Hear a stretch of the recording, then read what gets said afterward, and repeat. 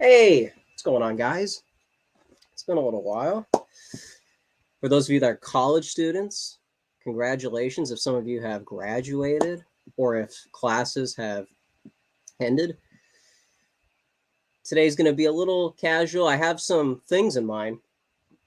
Let me do the rigmarole.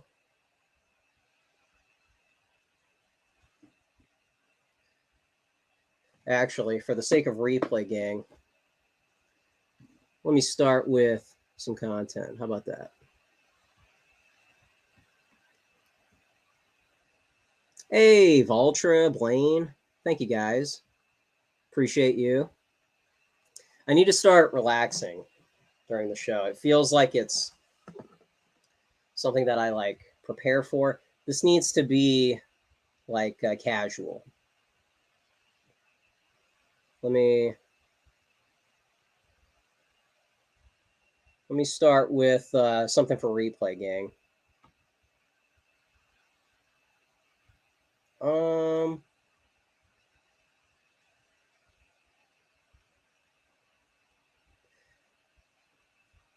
well, how about this? How about this? Hey, Charles. Charles, thank you, man. Appreciate you. Um, let me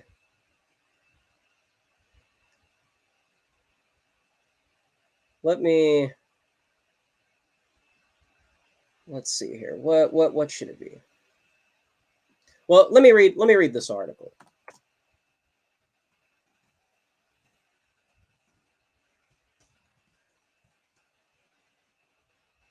So,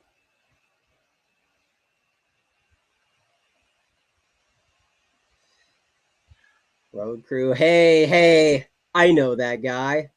I know that guy. Let me start with something.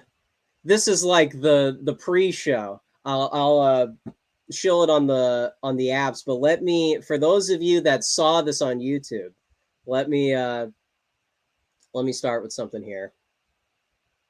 And then don't worry, we'll move on to something else. So, Collider. Collider is a movie type site, reviews, interviews, etc. And so I just want something fresh here for you guys. And so that replay gang doesn't have to look at like 10 minutes of me fumbling through my phone. So let me just read this.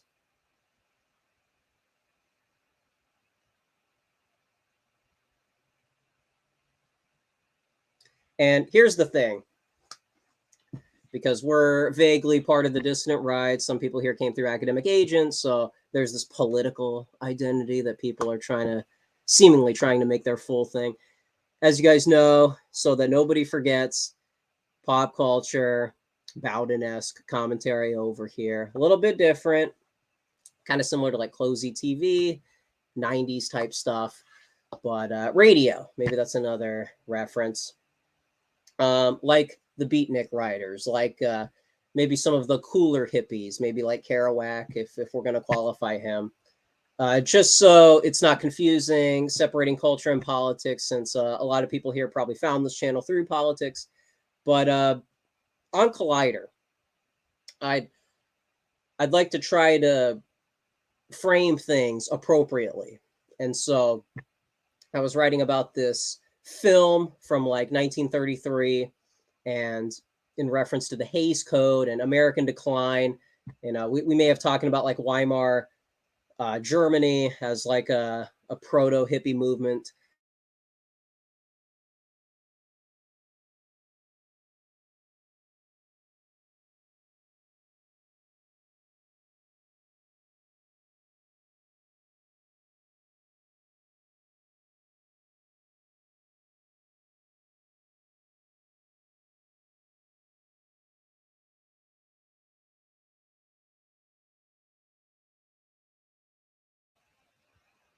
Are we back? Hey, bass guitarist. Let's go. Let's go. Charles, is it over? Tell me, what's the status? It's back. Are we back? It's looking like that's the case. Okay, bass guitar says we're back. We're back. So for context, there's this angle that I did in this article, and I want to do this for the sake of those of us just tuning in here. I don't want to like put all my eggs in one content basket. So I'm going to read through this, and I just want you to keep in mind some of the past live recordings, some of the past episodes with Thomas too. Because I reviewed this movie, and on the surface, it's like, who cares? This is just some old flick. What does this have to do with Generation Z? What does this have to do with culture, with politics? Because on the distant right, it seems like people are trying to think of dozens of ways to try and frame things, to try and talk about red-pilled stuff with casual people. And it just seems like that is still a boomer mindset. That is still boomer truth, that approach. And so it's almost like we need, like Murray Rothbard had that classic article, A Strategy for the Right, something along those lines. And it was basically like, hey, conservatives, get your act together. Okay, us libertarians, referring to himself, you know, we've been around the block. We've been privy to the gatekeeping. What are you guys going to do? Okay, maybe you guys need some help from a strategy perspective. Well, let's keep that in mind for this this article here, and because it might be a little confusing as to what exactly this channel is, and what do the Zoomers have to offer? Do they just mimic political YouTubers? Do they just kind of do what Jared Taylor did, but a little less academic, and maybe you just swap in the biology teacher talk and you put in the 21st century thing. But how about this? How about this? This is an article talking about an old film, but I'd like us to focus on the tone and tell me what you guys think of this. Although Hollywood had tested the boundaries of film with different approaches, Alfred E. Green, this old director, made an impression that set a new precedent. Babyface, a film from around 1933, and it's approaching its it may have already passed, or maybe it is approaching its 90th anniversary. And Obese Goth was talking about King Kong. King Kong, I think, had its 90th anniversary, 90 years old, back in like March or February-ish. And I mean, that's a film that like changed culture. You know, that's proto CGI. That's like a new standard for entertainment. So these kind of cultural things, I think, are kind of closer to this show rather than paleoconservatism, paleolibertarianism. These are political theory type topics. These are like cultural things. This is like Al Jolson, if that's how you say his name right, the jazz singer. You know, these things that we take for granted, the fact that we have talkies, you know, stuff like that. I just want to go through this quickly so that we can move on to some other stuff. But as far as tone, you know, how exactly do we talk about politics in this more cultural direction? Well, I think this kind of is something that could be said in like a college classroom. This is something that could be said in a job interview. Things that people should probably, my age, should be concerned with, rather than some of these old books that get shilled on the timeline. So, anyways, maybe we don't even have to. Let me see here. Okay, we can skip some of the synopsis. Okay, let's do some of the intro. All right. The journey of Barbara Stanwyck. Barbara Stanwyck, famous actress, people should probably know for being cultured. That's the other thing. Zoomers should probably be cultured, you know. Her character, Lily Powers, showed an alternative perspective of women and created a path for femme fatales of the 40s and 50s. This was a daring approach in the early age of Hollywood, and the influence was seen in the years to come, the years after 1933.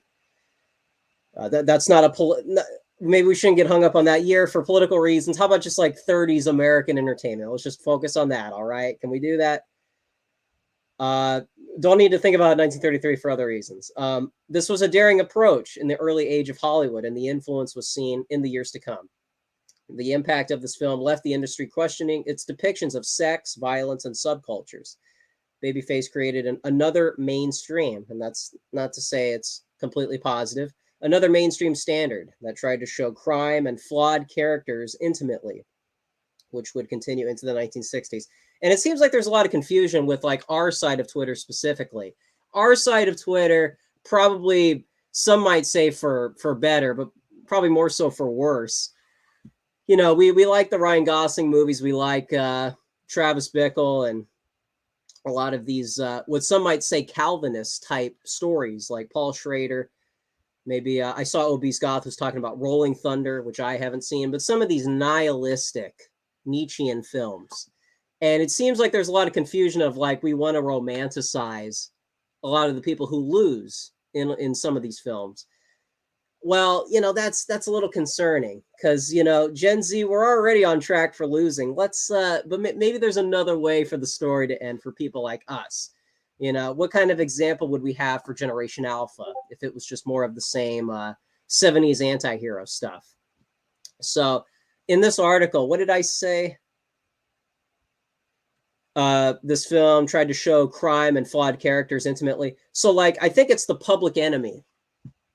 Another film, Obese Goth, I think, was talking about.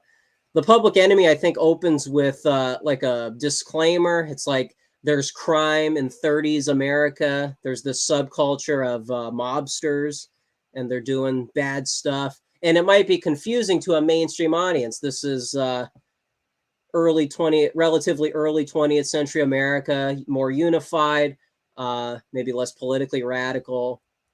And it might be confusing. You know, the audience is closer to like a 50s Eisenhower era conformism in the positive sense. You know, we like some of that stuff.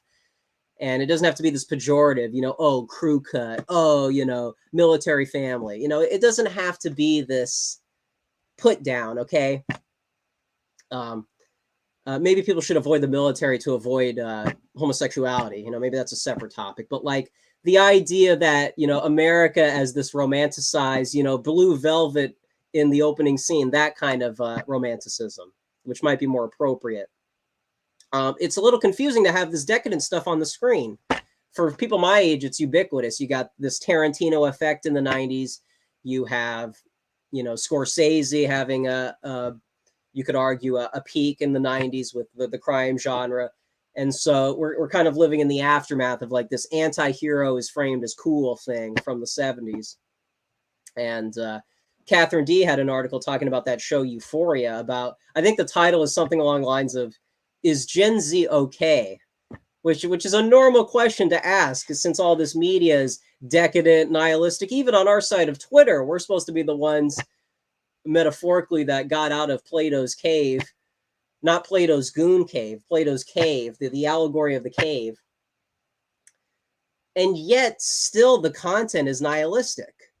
You know, I know some people like that Jonathan Bowden video, a Nietzschean, what is it? He's got some like, he's got some speech about Nietzsche. And again, just like with the alt-right, it seems like a lot of people really want to be the bad boys. A lot of people want to be the rebels. They want to believe some of the framing of like Elvis, that Elvis was trying to wage war, allegedly trying to wage war against a wholesome Chungus America. I don't really like that narrative. I don't like, even if it was true, it would be something that we would have to question our values, right? Like Nietzsche did, trying to evaluate things and kind of find the genealogy of, but rather than trying to reduce it to this like anti-religious, nihilistic thing, we should be the ones that are more romantic. Now, that doesn't mean we have to copy everything the Romantics did. It doesn't mean we have to become humanists in the like modern academic way of interpreting that movement. But it's like, aren't we supposed to be cool? Aren't we supposed to like not be so doom and gloom? You know, I thought the whole point of letting Moldbug read all the Thomas Carlyle is to, you know, we don't want to be the revolutionaries. We don't want to tear down. We want to be beautiful. You know, Roger Scruton's aesthetic take. We want to be the aesthetic side of like the political spectrum. It seems like some of that gets lost. I know Scruton is kind of boring. I know some of those, you know, some of that stuff that Moldbug talked about, that's like old news now. But like, you know what I'm talking about? the Patrick Bateman stuff, it's just not as, it's not as appealing anymore. Maybe that's like an age thing, but like there was another one. Like I think I did a show talking about Nightcrawler, and I was like, look, I like some of Jake Gyllenhaal's stuff, but the like he's literally autistic in the movie. We don't, you know, another Catherine D point, maybe the like self-diagnosis, the joking around of the autism isn't getting so funny anymore. I don't actually want to be Jake Gyllenhaal, the autist. I want to be Jake Gyllenhaal, the Giga Chad. You know what I mean? I thought that was what the Gosling appeal was about. Did we forget about that? Do we just kind of get swept up with like Joker? Somebody in the Night Owl space was talking about how like the first Joker trailer posted on Twitter was like a happening. Hangland, he probably remembers that. I think that was last night. People get caught up in the happening. It's like they forget who they are. They forget that like we're supposed to be this like fun-loving, not in like the hippie sense, but like self-aware, fun-loving. In some sense, it's like a tragedy that the Batman is modeled after Kurt Cobain. It's a tragedy that the Dark Knight resembles this like Nietzschean narrative. We don't actually want the Nietzschean narrative. That's just like the state of the world currently. But there's something beyond that. We don't want to get beyond good and evil. We want to be good. So anyways, let me let's wrap up here. Now we're getting some of the here. Let me actually that's probably enough for like an intro. Let me do some something here. I don't know. Is that just me? Tell me, guys in chat. Some of these movies that, in my opinion, I don't know if they're aging super, super well. I'm not sure.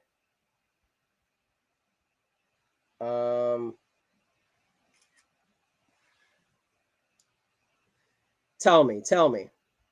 Am I wrong? Am I disavowing the movement? Is that what's happening? Yeah, it makes me wonder what exactly is the movement. What is anyways, but that would sound a little too serious. We don't actually No, Fahrenheit, no. I'm just I want to keep our Instagram and Twitter. Gosh, am I sounding like a Valley girl?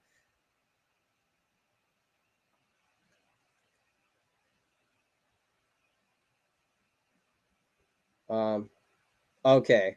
Sorry. I don't want to have a gap in the content that's too long. Let me let that sit. Actually,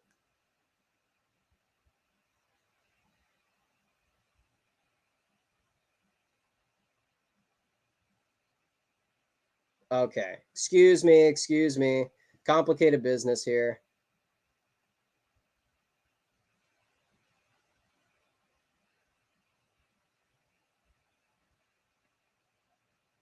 Okay. Am I missing anything? Oh, Telegram.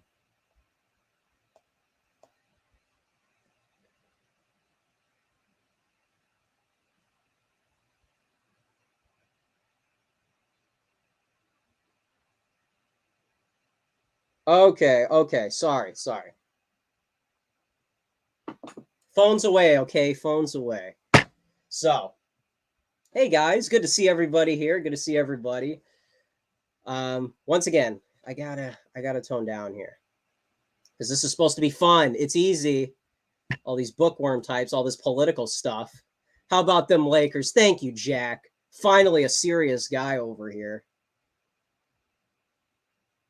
I just want to be mindful of like, oh, we're live, so now I can waste time. No, this show cares about its audience. Okay, this show is an audience pandered show, so let's not neglect. And let's look at the chat. Okay, let's look at the chat. Let's see here. Let's see.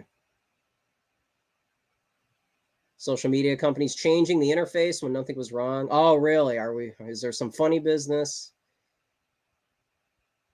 John Milius. Oh, John Milius. Sorry. I had to remember who that was. James Cagney. Hey, here we go. Here we go. Thank you, Jack. An educated man, I see. I want to be talking about some stuff that happened in class.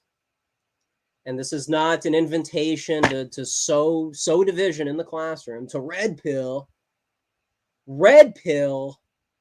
the professor and the students and the cute women in class. No, that's not what we're trying. As far as I can remember, not fully, but just in general, I'm saying that is not what people should be doing in class. But there was some content that kind of sounded like some stuff that would happen on this channel. So here, let me catch up with chat, and then we can dive in. Can we dive in?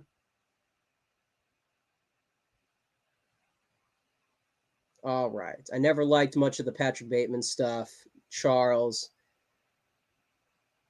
Hey, there we go. Was never appealing. Trouble Armstrong condemning Bateman in no uncertain terms. That's what I'm reading in chat here. Perhaps on an ironic level. You're talking about post-cultural irony? Is that what's going on? I think that's what you're referencing.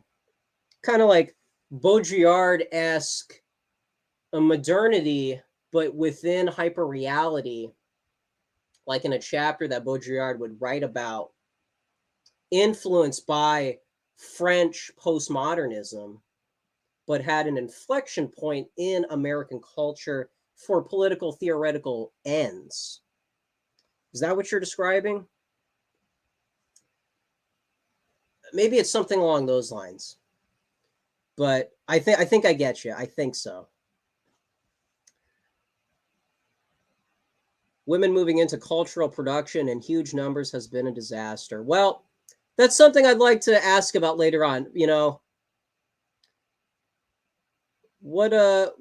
How exactly would we define? I think we're talking about like liberal women. We've seen lots of people. Doesn't Spangler talk about this in Decline? The mobilization of lots of people in itself kind of creates a lot of disruption. And so as a byproduct of that, you have mathematically more women in certain spaces. So I don't want to countersignal fully, but that's reminding me of a point I want to make later.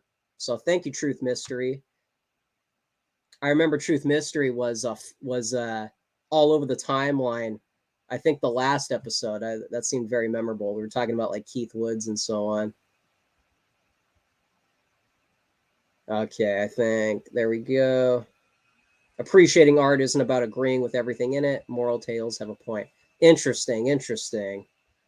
Hey, TB88. Yeah, I am, in a sense, on vacation. Being on this show should be considered vacation because this should be fun. This is not, being educational should be like being a librarian, assuming that that's also like something that's allegedly not fun. All right. Okay. So let's get into it. So check this out, man. So I go into class, and this is like a philosophy course. And the theme, again, I don't want to like disavow the class, disavow the professor, disavow the university, the topic. This is cool. I'm having fun. This is like my favorite class of the semester. So this is not condemning education. This is not stay out of college, okay? Go out there and work some job that you don't like, like a real man, right? So this is not that. This is not boomer guys wearing cargo shorts in the summer. No, we're not doing that. We're just talking about this anecdotal. So I'm in class, cool. It's a philosophy class, cool. And the class's theme is about hope. Different interpretations of hope, the religious interpretation, a secular interpretation, people like Richard Rorty. I know Keith Woods talked about that in one of his videos, I forget which. And so we were talking about this Marxist, I think it was a professor. It was like a hippie type professor around the 60s. No. Pause. Hold on a second. Trouble Armstrong. Do not worry. You may assume this story is going to go in a couple directions, but don't assume that, okay? You have no reason to believe. I made a little comment earlier, but don't think about that so much, okay? I'm I'm setting up the stage, okay? I'm setting up the mic. I'm setting up metaphorically the lights. Let's just calm down, all right? We don't got to worry about any distractions, okay? Is that all right? Let's continue on with the story, okay? Because there's something here, I think. I'm in this class, okay, on my best behavior as far as I can remember. And the topic is something about, hey, there's this idea out there. After the 60s, people are questioning religion, people are questioning values of the modern world, kind of like Nietzsche, saying that the state of the world is getting away from organized religion. And so, like, people are like individuals, man, like Ayn Rand, dude, like Ayn Rand, dude. So, okay, so you got that concept out there.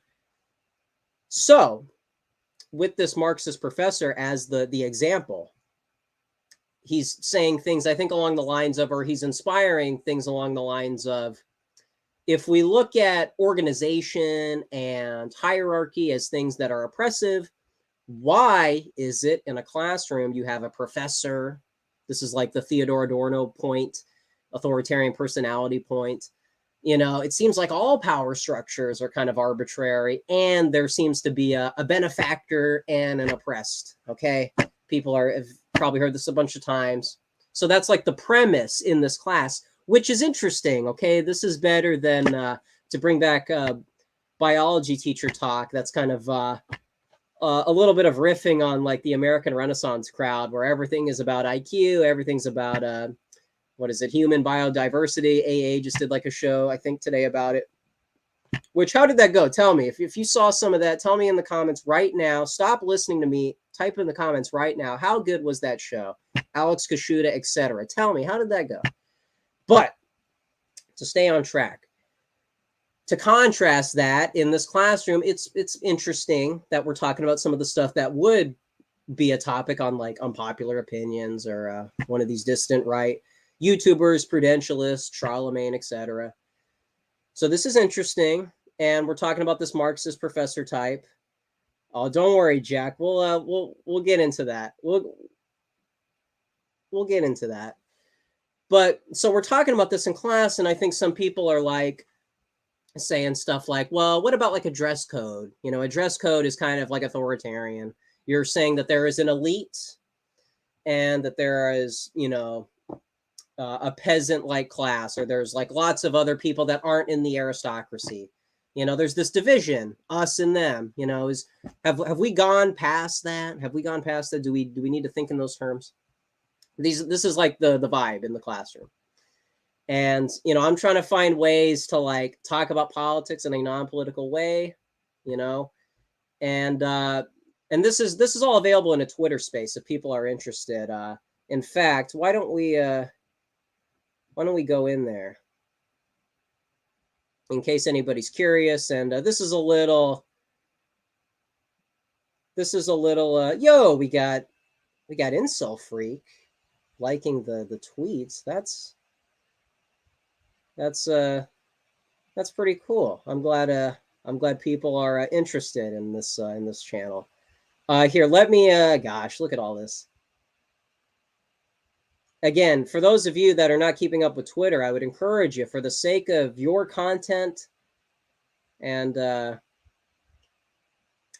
just general interest, I think you guys would find a lot of content like that's happening tonight over there. So anyways, where is this? Oh my goodness. Can't find the space. I think it's this one.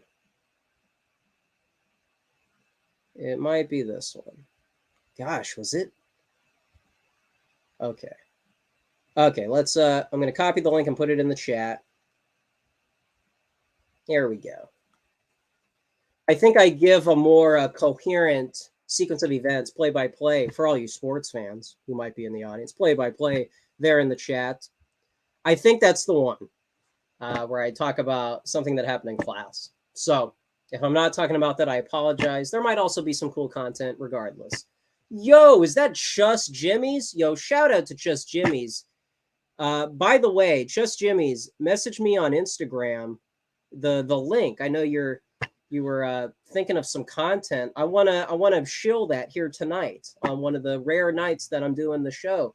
I'd like to give a proper plug if you don't mind. This is my friend Chess Jimmy's. I have a lot of respect for him, so I just wanted to do justice there. But anyways, so when stuff like this is being said in the class, Marxist type talk and culture and thinking about power structures, to me, this is not the opportunity to spurg. This is not, oh my gosh, hasn't he read Thomas Carlyle? Hasn't he read Thomas 777? Has he not tuned in to unpopular opinions? What the heck? This is an opportunity to be normal, normal. And one of the ways about doing that is the cultural angle, which I'm sure people are tired of hearing me say. But if I remember correctly, the conversation got into something about, the dress code. And so, before that, somehow the transgender thing got brought up. I don't even know what the premise was. But anyway, somebody brings up, I guess if people have individual autonomy, then gosh, Keith Woods had a more in-depth way of describing it, but it was like, I'm not saying it quite right, but he was saying something along the lines of the liberals don't disagree that there is a distinction between sex and gender. They just agree that it's people have the right, or they have the individual autonomy to identify with this transgender label, and it would be immoral or it would be wrong-headed to deny them that freedom. And so a lot of conservative types will frame this discussion all wrong and be like trying to decide if sex and gender are the same thing. And okay, it gets all messy intellectually, but he was trying to say, look, conservatives, they do agree that like the sex and gender thing, whatever, you have to argue based on why it is morally imperative to not identify with this transgender label. That's the reactionary, appropriate angle to take for anybody that's confused. Anyways, separate from this college conversation, that's like the intellectual thing that should be in mind when a conversation like that is happening. It's if we're talking about identity, that's the thing that has to be kept in mind, that it's not your true self to adopt a different physical identity. Your true self is psychological, spiritual, etc. But anyway, that was Keith Woods trying to like correct the record that people make the mistake. He was reacting to like a Richard Dawkins interview. It might have been on Piers Morgan. And, within the liberal paradigm, that they still believe in certain things that we would be surprised by. But it is, I think we believe sex and gender are the same thing. I think I kind of said that all wrong. But the idea that this identifying with this identity, they would see as like something very important, whereas we would prioritize, you would have to define your true self outside of physics. Okay. You don't have to physically change. You have to mentally change. Okay. What is it? There was an Amy Therese tweet, like the mind has to adopt, what is it? They're trying to adapt the body to the mind when it's supposed to be the mind to the body. So I'm sorry. That was all messy. The show's supposed to be organized. I'm sorry. We can try and take the more organized, take out all the errors, the hiccups there. Excuse me. But anyways, this woman in the class who I respect, I think she identified as like an Armenian Christian. She was like, identity-wise, the closest to my political position. Now, she was very political about talking about the transgender topic. She was doing the boomer thing of, well, if you can identify as this, why can't you identify as like a unicorn? Okay, have you heard this before? And so that was the take. That was the route that she went down. And there was this a person who's like openly friendly towards like the Marxist stuff, saying like, well, you can say that, but honestly, people have a right to identify as things that you would consider ridiculous. So what's the big deal? Just leave them alone. So on the political front, she was like losing this argument. And I'm sitting there kind of feeling uncomfortable. It's like, so anyways, no, Jack, no, let's be respectful. This story gets better. Okay. Some people are making boomer errors, but here's the thing. So I don't know how, I think we moved away from the transgender thing. Once that happened, it got very political, and then it just, I think we had to move on. And so then we started, that was like the political way to talk about that in class, which seems to never work. And it didn't seem to work that go around. But some other controversial topics came up that would kind of overlap with that one, arguably. We were talking about the dress code. And if you defend things, what do people really want? Do people want authoritarianism, or do people want individualism? And there's this implicit tone of like, well, we want a little bit of both. Well, if we could have authoritarianism but peaceful, well, that doesn't really make sense because there's this reputation of it. Okay. So then I get into this, and I don't remember exactly what I said. So this probably isn't verbatim, but I said something along the lines of, well, we just have to recognize that the majority of people don't know how to dress. And so you need an elite group of people that sets the dress code. And, you look at the way these women dress like 15-year-old boys from 2005. And somebody was like, well, what's wrong with dressing like that? And I said, it's got no style. And then, so there's some laughing. And it's like, that was more appropriate. That was more, wasn't serious. It was fun. And it didn't get into this political hot, like there was a moment where he was like, well, what was even the response? It was something along the lines of, what's wrong? What's wrong with believing and having this identity, this and that? And it's like when people are doing, you can feel it. It's like when someone's pointing at you, there's just a different vibe once things have gotten into this, maybe it's like this dinner table. It's like people getting frustrated at the table type of thing, where it's like clearly the vibe is shifting.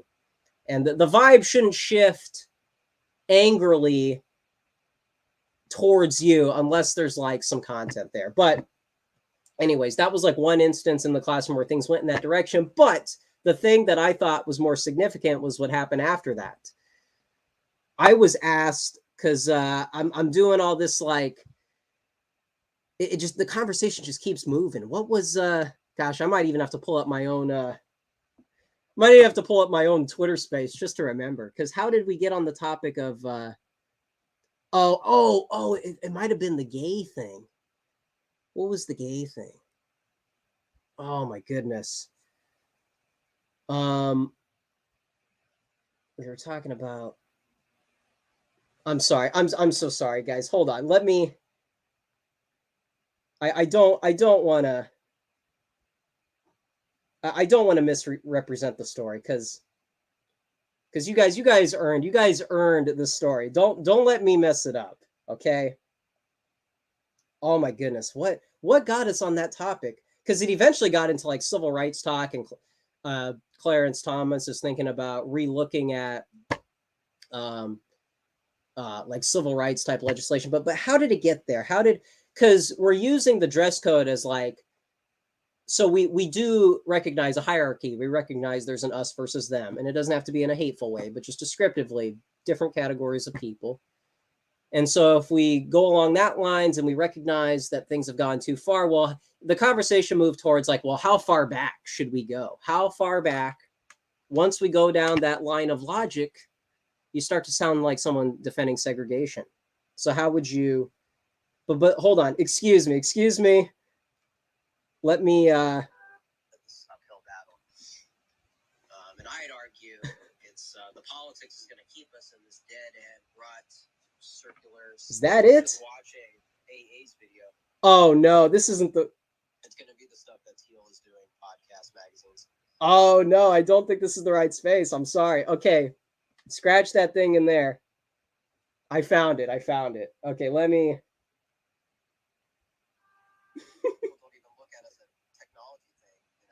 Oh, it was that. Okay, excuse me. I'm sorry, guys. Complicated business over here. Sorry. Okay, don't worry about that Twitter space unless people want to check it out just for content's sake. I think you guys would like it. Here is the space. Here is, and there's a little spoiler in the title, but I want you guys to have plenty of content. So, okay, this is the Twitter space that I'm referencing. This is a more descriptive play-by-play of the events and the more appropriate way to talk about politics in public, because it's like people don't know how to be social and political. They pick one, you know? They're super social and then they cave on their principles, or they're super political and it's autistic. You know, it's something that like people probably in this chat would cringe if they heard somebody defending their views on their behalf. Get a load of this guy talking about the Italian elite theory. But okay, feminism, that's what it was. He was okay, so somebody was talking about gosh, how did we get on that? They just don't make those anymore. Oh, okay, yeah. Okay, excuse me. They just don't make them, you know, meet people seriously. But I'll keep that in mind. Maybe I can say, maybe if like the crowd is a little bit, we're gonna be revolutionaries. We all want to be, you know, we all want to step outside boundaries. Okay. Nobody shows up, you know, that kind of stupidness, like secular way of arguing it. But what is it? How about like your bed is like completely drenched in cum? Like, fucking guy in the white hat. Whoops. Like, hold on. Kind of thing. I'm not saying you can't do this. When they brought up, somebody said in the class, so should we ban gay marriage? You're saying gay people can't be married? Oh, okay. So, okay. Somehow gay marriage got brought up. I don't remember. But somebody asked rather, I said something along the lines of they brought up the court case, and it was like, well, I don't think anybody is saying gay people or whatever, but the idea that men and women is like a timeless bond. It's this you know, there's a very easy way to make that sound cringe. The idea that you know, the historical legacy of men and women getting married.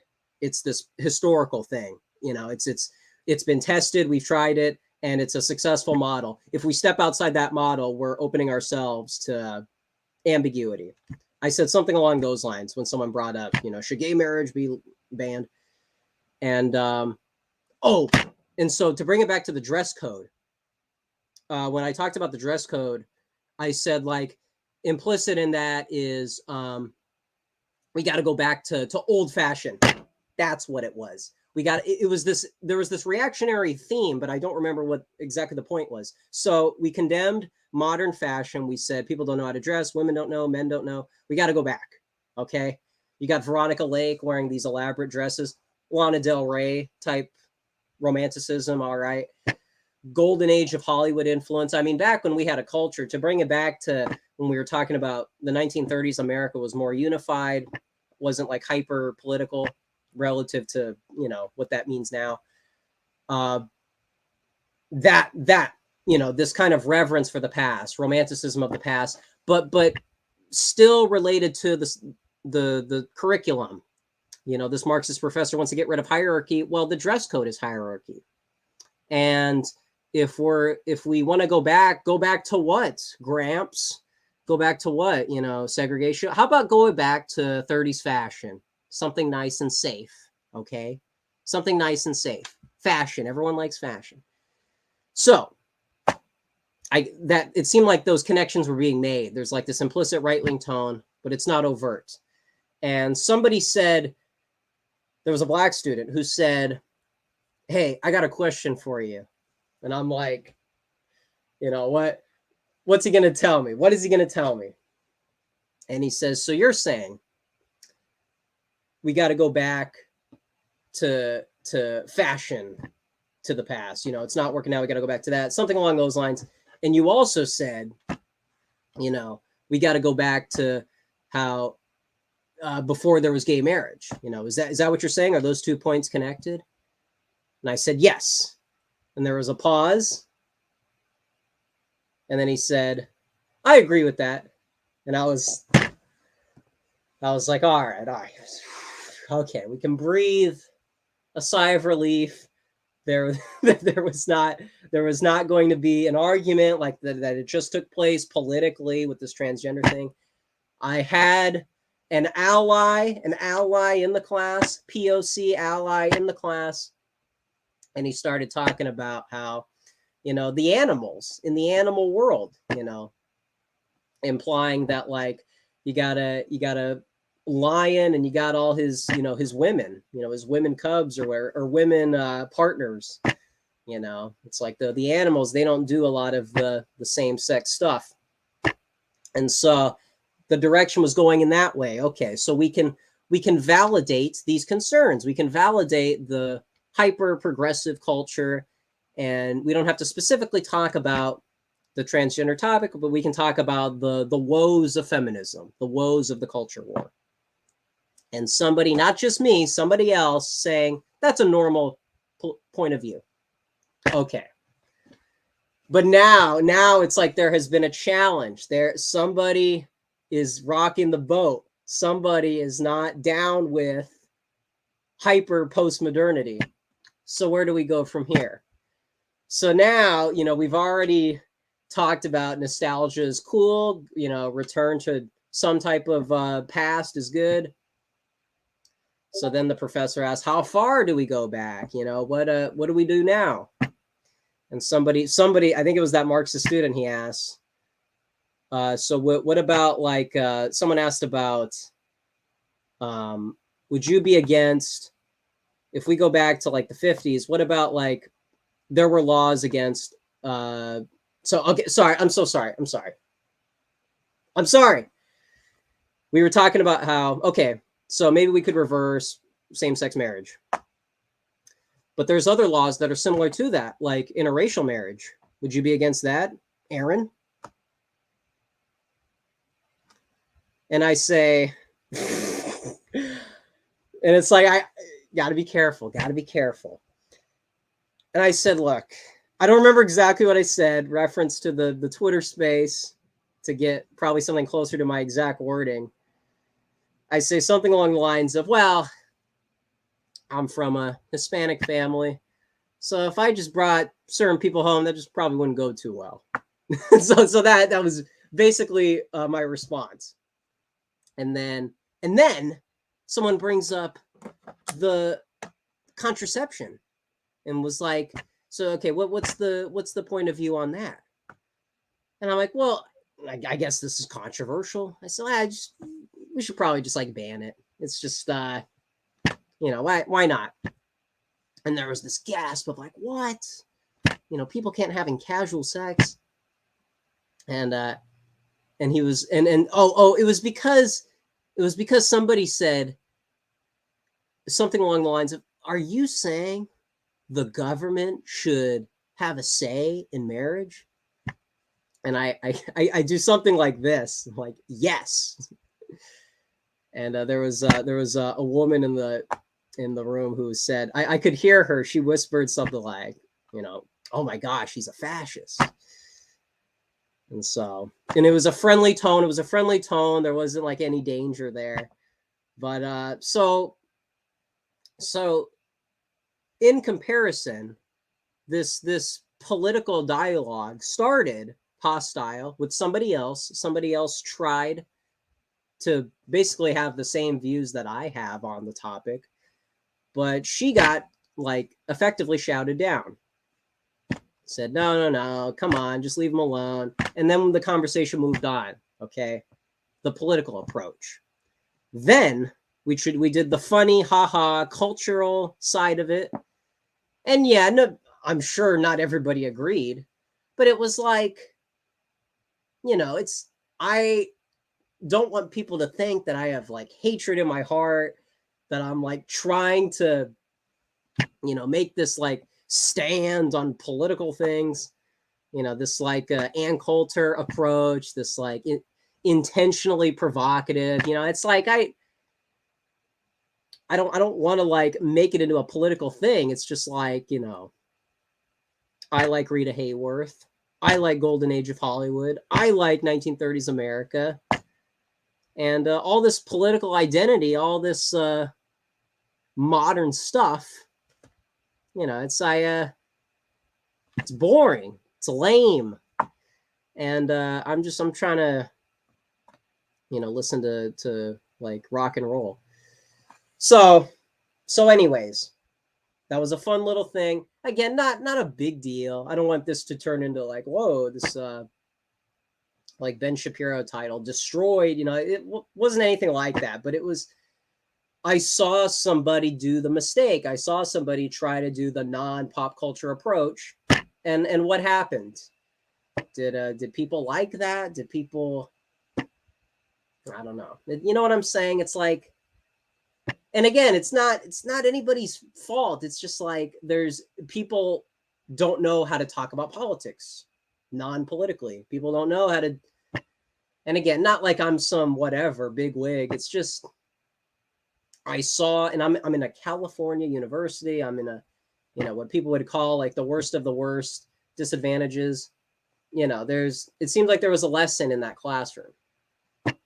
And again, nobody should like try to provoke in the class. It seemed like people were asking me questions. People were trying to like, you should always be in like a fun-loving, trying to get along, and this political stuff is so bourgeois, that kind of a thing. So anyways, it seemed like it would be inappropriate to not mention that story because it seems so similar to some of the stuff you guys would be interested in. So again, and then, so class is concluding, and that the Armenian woman was like, she was telling me like, I just stopped talking because they weren't going, they didn't like it, so I just she just stopped. And that's appropriate. That's appropriate when things are going wrong. You don't want to like I said with the pointing in the face, you don't want to like look angry. You don't want to like fall into those traps, even if like you're correct on the argument. It's about optics. It's about the aesthetic. Even if your average person isn't receptive to like angry delivery type things. So, but anyways, that was like the aftermath of that. And then that guy who said, you think the government should have a say in marriage? And it's like, by the way, if the government isn't going to do it, who is? The state legislates everything. And so, yeah, it sounds like totalitarian to be like, oh, the government is finger wagging to all these married couples. But it's like, the state is like an extension of the people. So, it's not like this dictatorship to say that like the government is involved in marriage. The government's involved in all the stuff that people like also. So anyways, everybody understands that. But anyways, that guy that said that, he just keeps asking me questions. He keeps saying like, you really think that? You really think contraception should be banned? You really think feminism? What's wrong with casual sex? What's wrong? It's like, that was such a hurdle. And we're talking outside the classroom. It's just like, it was baffling to see this in person, because I don't know how the average person is thinking about feminism. You hear all the horror stories about the college campus and political correctness, but like, this was a guy who was literally telling me, effectively, like, he's going to try to make me into a heathen. He's going to try to, he's trying to show me, oh no, but sex is this thing that everybody's like, he said, oh gosh, there was one moment where he was like, it's almost like part of the dating, the people, there's people that like you can have sex with and then they can be your friend. And it's like, that was the mentality to pitch the sex positive landscape that we are accelerating towards. And this guy's telling me like, hey, I understand you're a little iffy on sex positivity, but like, you know, there's like a social utility, you know, you can make friends. Just, it was like that cartoonish of like, you know, it's like that cliche of like, allegedly he only hits me when I deserve it. You know, you know, maybe if I wear scantily clad clothes, you know, the boy will like me. You know,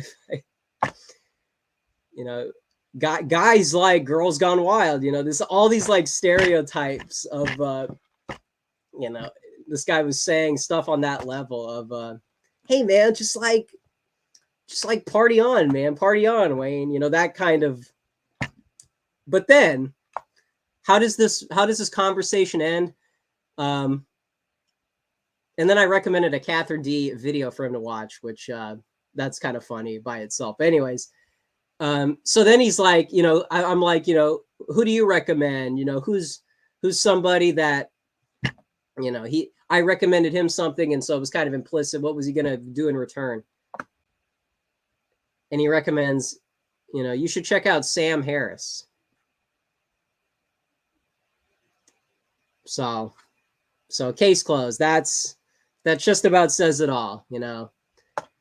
That was the archetype that I was talking to. So, you know, it is what it is. This is the state of the world. This is the state of I'm sure the majority of people, you know, this is probably a radical example. This is somebody who is interested in Sam Harris. And so these are the conclusions that he's come to. I was talking about this with a friend of mine, my best friend, and I was telling him this tale, and I was trying to like I was trying to imply like I'm sure this is just like an exceptional case. I'm sure the majority of people who are feminists, who are sex positive, you know, they're probably coming to these conclusions as I don't care, you know, I don't know where the rules, where does too far end and where should things go begin. You know, they're not concerned, they're not thinking about it, so they just kind of tolerate it. You know, it's kind of this live and let live mentality. That's probably more where people are at, but it's people like this that are trying to dictate the new mainstream, the new standard moving forward. And this was on a California university, so it was a very fitting setting. You know, all the stereotypes people say about this campus is like Babylon. This campus is, you know, what's going on the West Coast over there. It's stuff like this. It's stuff, my goodness. Based on my anecdotal experience, this is what I saw. So, my goodness. So, that was, you know, it's like, and that's the thing, you know, when they start shaming you for being like a virgin, when they start like trying to peer pressure you into like, hey man, everybody's doing this thing, it's the popular thing, they look so bad. And I think to like the average person who means well, who probably buys into some of the propaganda, it goes so it means a lot to just kind of, you know, I just kept saying like, I don't know, man, that's looking like a bad scene. You know, that was my attitude. I didn't say like you're disgusting, you're a hedonist. Don't you know what this leads to? You know, I just said like, that's a bit much. Come on. Yeah. And then another thing he mentioned, this is kind of a philosophical point. He was also talking about how, because the other thing too, he was very skeptical that like we have souls. You know, the idea that like, you know, we're not just like a bunch of individuals going through life, living and dying. You know, there's a hierarchy, there's an ideal, there's striving and struggle. And he's trying to, he one thing, it was something along the lines of, nah, man, we're just, what is it? It was like meat something. We're just like meat packets, or we're like meat, you know, like the skin suit thing you hear, we're all just skin and bones, that kind of talk, you know, the humanist talking point, you know, we're all just like going around, and it's, you know, it's the individualism pitch. And so there it was, there's Isn't that academic agent's point? And the why is Rousseau the problem to people like Sargon? Why can't people just identify with transgenderism? Why can't people just identify with progressivism? Because they're, it never stops. Okay, but anyways, whatever. That's a pitch for another channel. People dedicate their whole channels to stuff like that. That doesn't have to be this channel. But anyways, people understand the political theory lesson in that. But here was somebody saying it. He's like, man, said we're just this. And he said it. So we don't have to speculate. We don't have to be like, oh, well, I heard, their arguments are this and that. Just like Keith Wood said in that thread talking about Dawkins, his own philosophy leads to him saying, I tolerate whoever sees themselves as the underdog. I tolerate the most extreme subcultures. And if that becomes something that influences commercials and film, hey, man, they don't believe in hierarchy. So, there is no too far meter. So anyways, it seemed like everything we talk about on this channel in different versions on things that are said on Academic Agents podcasts, people want to hear testimonies, tales from universities. This was something anecdotal. This was something anecdotal that happened. And there was somebody who asked me, how should people pick their spouses, or how should people think about dating? Something along those lines. Like, what's wrong with people who go on to the casual sex side of things? And I said something like, people need to be hyper selective. And she asked, well, what does that mean? Hyper selective. I said, I actually don't remember what I said after that. It was like, people just got to be really picky about. I should have framed romance itself as this platonic thing. That there was some room for improvement there, but anyways, that was something kind of funny that happened at my university, and very much overlapping with all the stuff. When are you ever gonna? We've watched some of these videos. The Rousseauian left, and there's positive and negative rights, and this libertarian jargon, wokeism, progressivism. You hear about all this stuff, and then you see it on display. The tolerance. People talk about what did Marcuse say about intolerance, and the power structures. The Marxist side of the logical Marxism that's happening. And then you kind of see a representation. You see students saying, the new left talking points, not that it's a unheard of thing or it's trailblazing. It was very funny.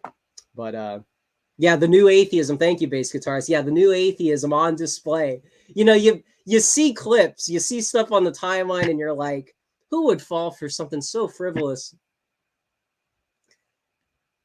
And then it's just Sam Harris. Sam Harris. Was that the first thing Tuesday, FA Tuesday, tuned into? Sam Harris. Sorry, don't worry. We're done with that story, but my goodness. So that was something. That was something. And then what else? What else? Let me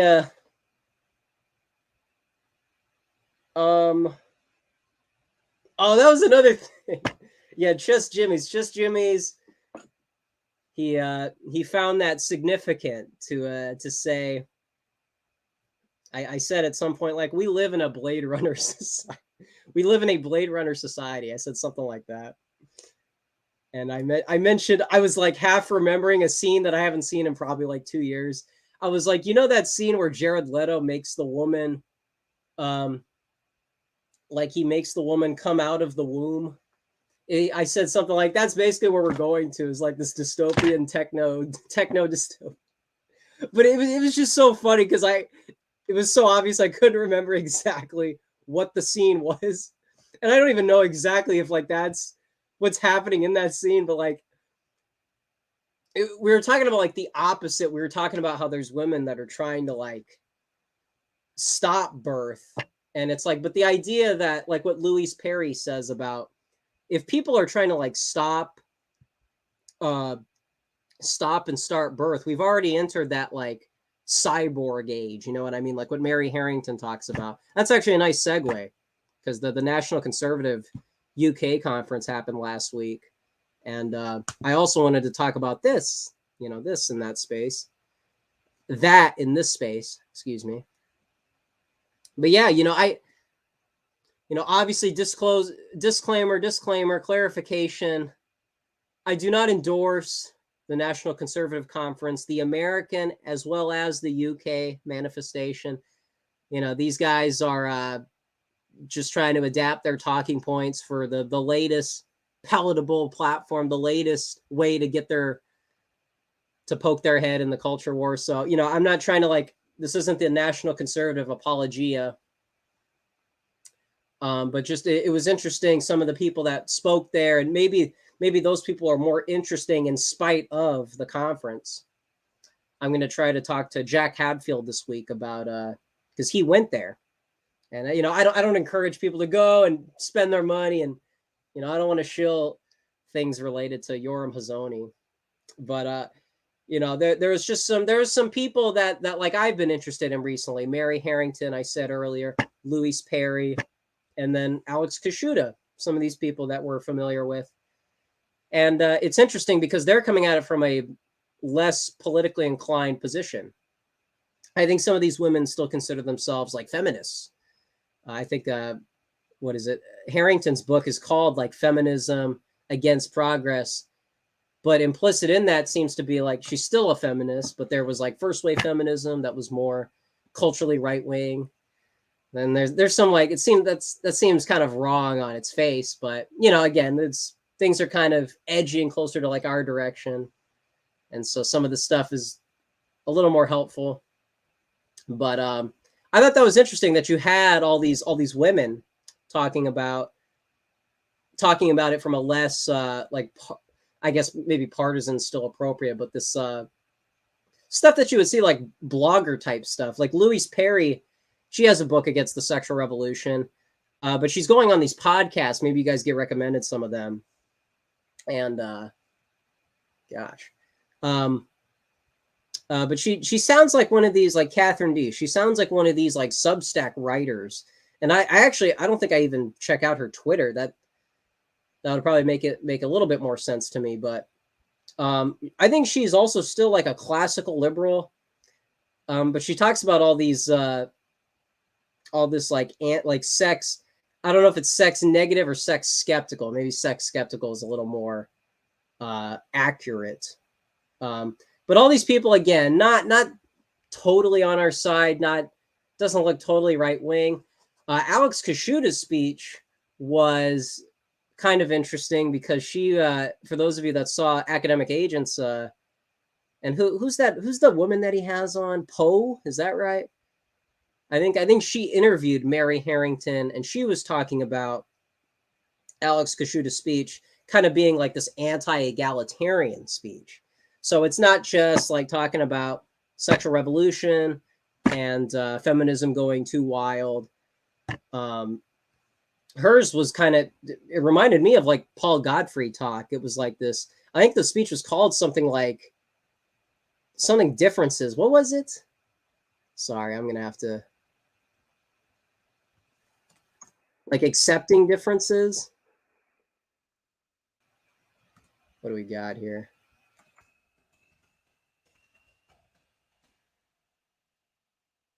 Yeah, accepting difference. And substance-wise, very much more political theory based, more I guess you could call it a little bit more meta, not really. I think it's just talking about a couple of things here and there, but it was kind of similar to that, like Murray Rothbard's, what was that called? The egalitarianism book, anti-egalitarianism book, rather.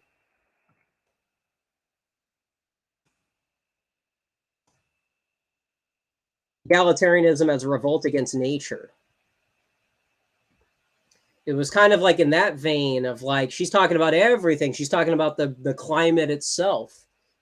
Perry and Harrington are talking about feminism. People should have more families, and people should understand that like the welfare state is a Ponzi scheme. These are things that could fall in line with like a 90s Pat Buchanan, nationalist, reactionary type stuff, Aaron McIntyre-esque. But then you have like Alex Kashuta talking about seemingly like the philosophy that is derivative of all of those takes. You know, that's like she's kind of having this more, what would you call it? I wrote in this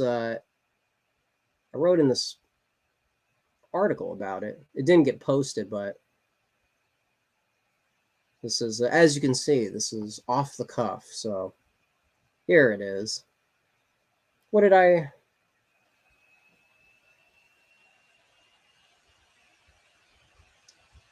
A complete rejection of the language that dominates modern identity, a proclivity towards political terms and parties was deemed obsolete by Kashuta. This metacritique gave the previous speeches a philosophical basis.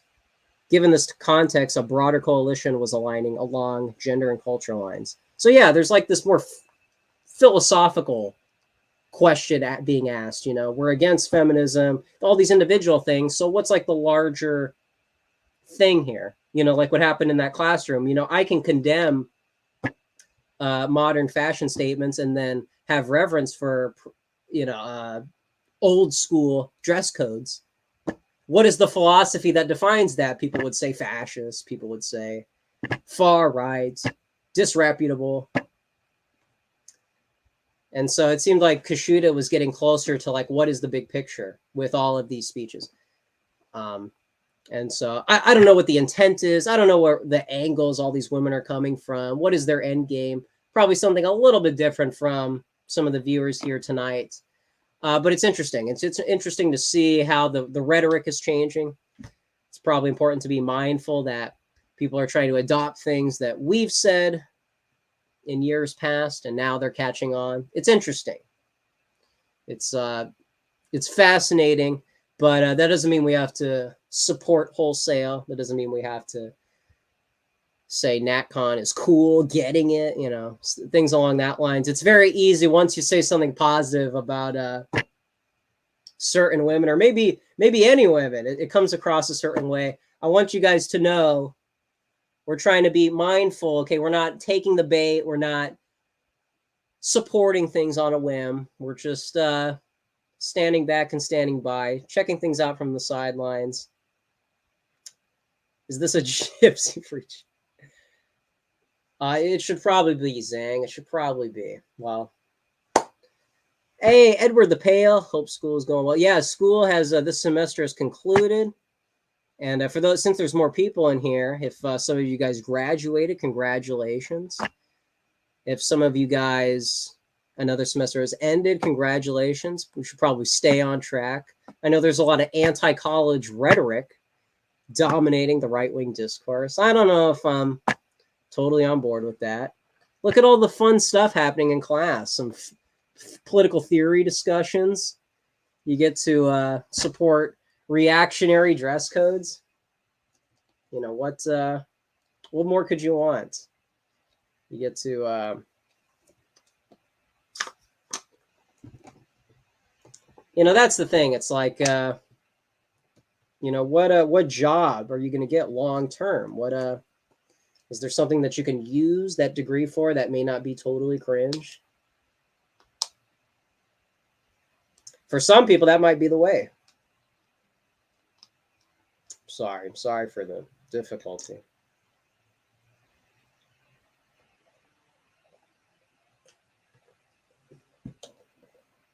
Man, oh man. So, gosh. So we covered NatCon, covered classroom shenanigans. There was another Twitter Space-esque thing.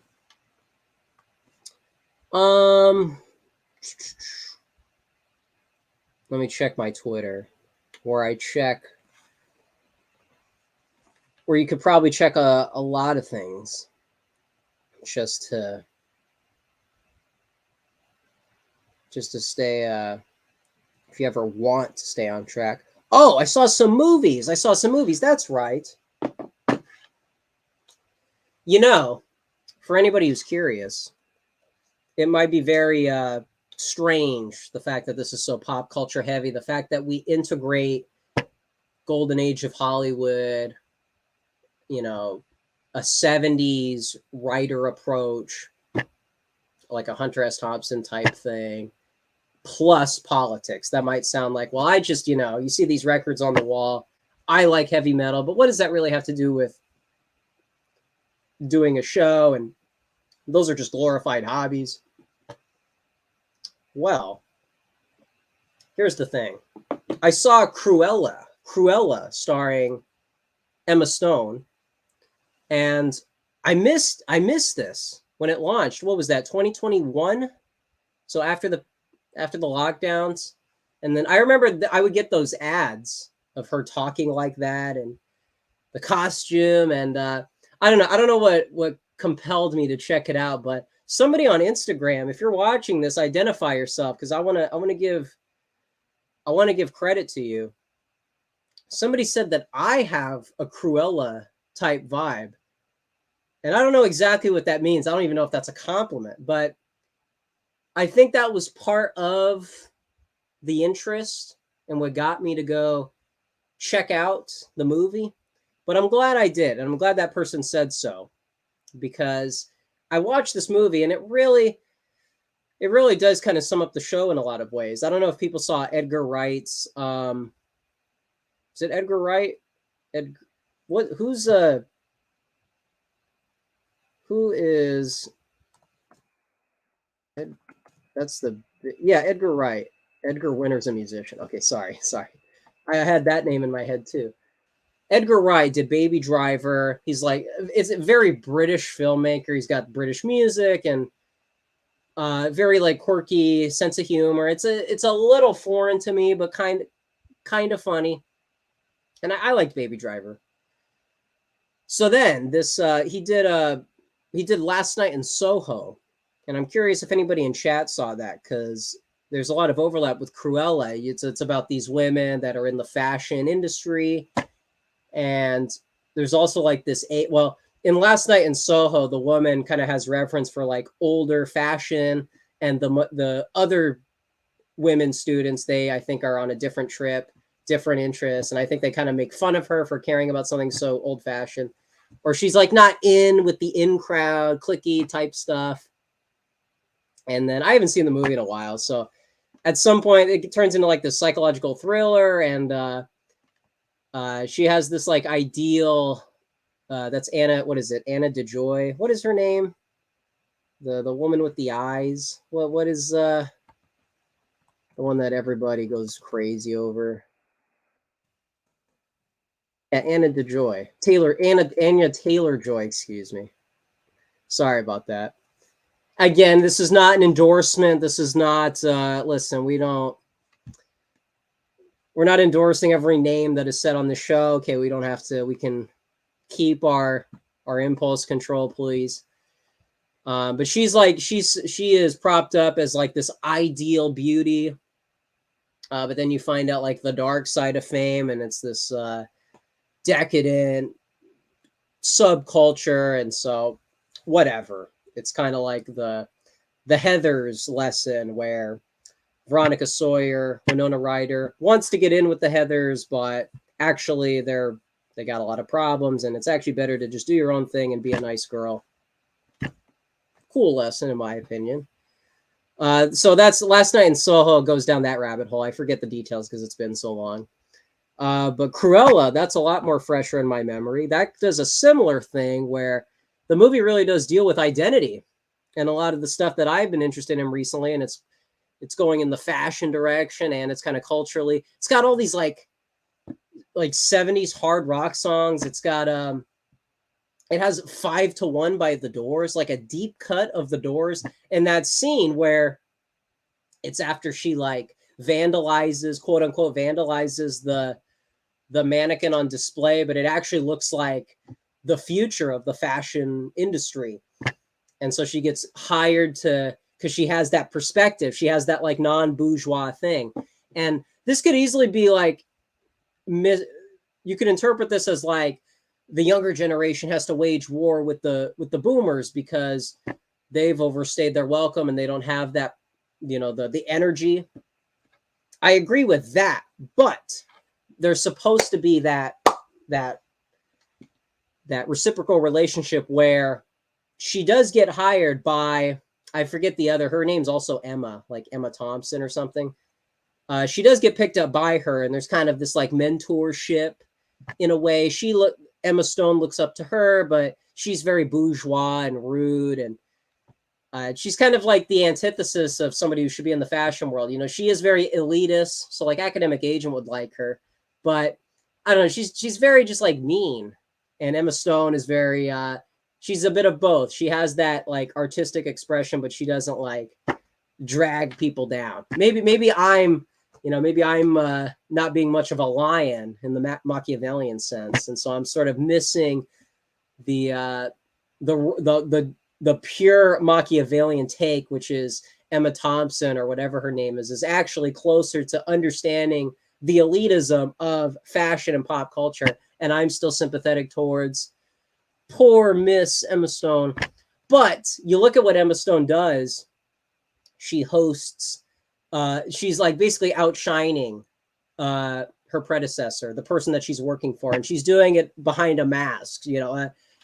Emma Thompson doesn't realize that Emma Stone is the one who is Cruella. She doesn't understand that, because she has these two identities. She has her quiet, petite, working for her and being her like worker bee, and then she becomes Cruella, which is like, it's like dark Emma Stone, but it doesn't have to be dark because it's just fashion. It's flashy, and those scenes where she's like one-upping her, the famous like trash dress, but then you also just have like her standing on the car, literally like obscuring her, a lot of like visual cultural stuff there that really appeals to me specifically.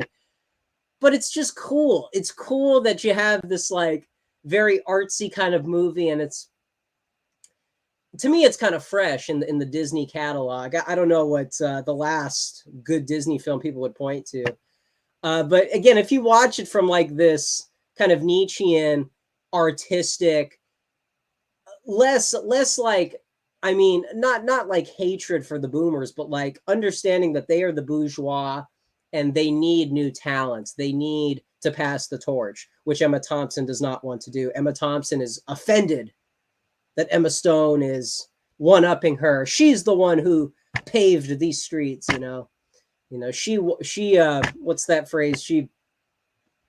She crawled so she could run. But really, it's not supposed to be this like holding onto the torch. It's supposed to be a cycle. It's supposed to be like the youth have the energy, and the Emma Thompsons, the elitists, can kind of move them around. That reciprocal relationship. But there's this rivalry, competitorship. Maybe you see that in some of Academic Agent's side of some of the stuff that's happening to him recently. All these feuds.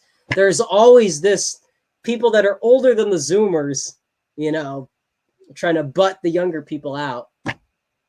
And but then they don't have that cultural perspective. They don't have that energy. And so that's why you have to have both. There was that moment with Peter Brimelow was on stage, and people were, I've said this example before, but I want people to remember it. There was the like kind of the early days of the alt-right. You had people like Peter Brimelow on the stage, and he was like laughing because people in the audience were positive towards like Andrew Anglin. And Peter Brimelow wanted to make a distinction that, Anglin is doing his own thing. The alt-right is something specific. It's this bookworm thing, bourgeois type thing. And this 4chan stuff, he didn't say all that, but he was trying to make those two distinctions. But really, it's like, it's the identity of the alt-right was both. It was the ragtag, loud and heavy 4chaners, and then it was also this intelligentsia side of it. It's all of it. It's all of it. It looks bad when you have like You have like certain people that wear leather jackets, but they sound like stupid when they go on some talk show. You know, when like those famous interviews where they're interviewing punk rock kids, and maybe they don't look quite right, or they're not saying it articulately. But in a sense, you know, that is like an extension of some people's identities. And so you can't say like that's not punk rock. Or when in the 80s when the goth when the like the main goth bands weren't calling themselves goth, you know, even if the bands themselves are denying it, you have to admit this identity includes the energetic youth, and then this sophisticated side of yourself that's trying to like grow out of that, you know. So it's, but as you guys know, historically it's just always been warfare. It's always been people not getting along. So hey, Razor Fist, hey Jack, maybe you're onto something there. Yeah, here you go. Thank you, Just Jimmy's. Oh my goodness. I was at Woodstock in '69. What do you know? Come on, man, dude. Like, come on, man. Yeah, exactly. People just cannot get out of their own way. My goodness. Who's gonna tell them? So, anyways, yeah, just Jimmy's on point as always. Oh, we got 30 people here. Just Jimmy's. Did you I'm so sorry. Excuse me. Woodstock, man. Dude, you like had to be there, man. I'm telling you, you weren't there. Hey. Hey. You know that you know what I'm talking about? That hey, that's what they do. Did you send me something? Just in case I missed I want to give you something, man. Or just like your YouTube link or something, man. I can put your Twitter in here. Oh gosh, I'm this old thing. My goodness. I'll put your Twitter in here, and if you got a YouTube channel or something, man, something. Because this guy's cool. This guy gets it. A Zoomer that gets it. Far and few in between. All right, let me go back up to this. The lack of long-term values kept women in a cyclical state of decline without pragmatic means to escape their economic and romantic woes. They're adopting an identity that is not long-term, values that are not long-term. So there you go. Hey, just Jimmy's. Shout out. So yeah. Woodstock 99. Woodstock 99 is complicated. It's complicated. Oh, is it Emmerich? Emmerich Jack? Are people fact checking this show live? Who's Emma Thompson? Is that somebody? Oh, I think that's her. Yeah, it is Emma Thompson. Who's Emma? Am I reading this wrong? Emma Emmerich? Is that a Roland Emmerich? Who is that? Oh, Metal Gear. Oh, Metal Gear. Sorry, I'm out of the loop on Metal Gear lore. I got to be honest. Interesting. Yeah, what's the lore on Emma Emmerich? Is there some right wing, culturally relevant, or Zoomer memories, perhaps millennial memories? Yeah, thanks for the shout. Of course, man. Just Jimmy's. Check the guy out. Just Jimmy's. Are you gonna click on the link? It's just Jimmy's.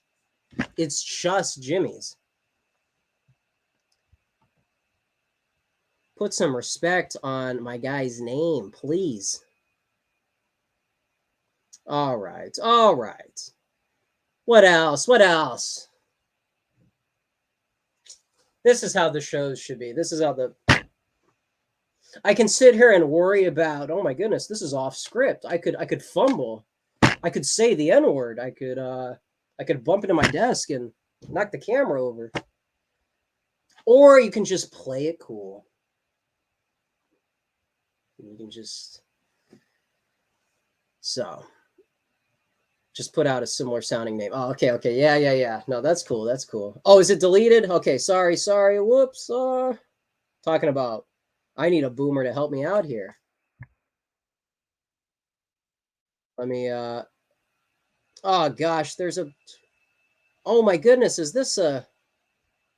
Oh my goodness. There's a Twitter space happening right now. Could we tune in live on the air? Let's hold on. Let me just give me a sec here. Let me figure something out. Let me get the Just Jimmy's link fixed. Let me see what we can do here.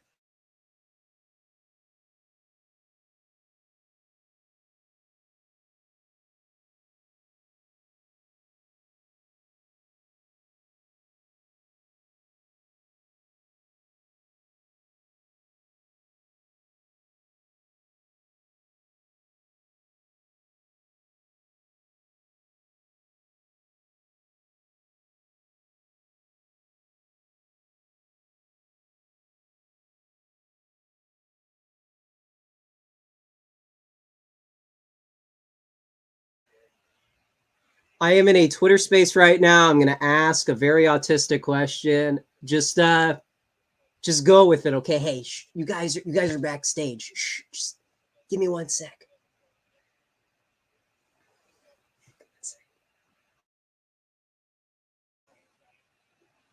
Majority of its entire history. The people, it's sort of ingrained within the culture. Even under the Marxist regime, they were very much comfortable under autocracy. So, or especially maybe under the Marxist regime. So. Yeah, and I would say in regards to the context of like, why is it like Nazis fighting Nazis, like white nationalists fighting white nationalists or whatever, and that sort of goes to shout out to Just Jimmy's. Click on this link, man. I'm telling you. Check it out. Inherently right wing, so the individuals, you'll see the Wagner group and what have you, and Azov, etc. But it's inherently the most the fuel for military has always been what else we got in right chat? Because it is a transfiguring sort of quality. It's heroism is the underlying aspect of why men. I'm telling you guys, Twitter Spaces are so much fun. The content is so much fun. And posh sort of so this might go somewhere, and it might help the show too. So more inclined towards warfare. So I guess that's why you're seeing that. Here, I can.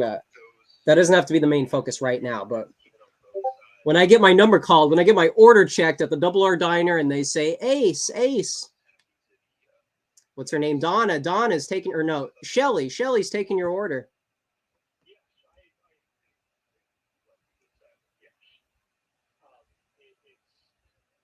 All right, let me catch up also with your guys' comments.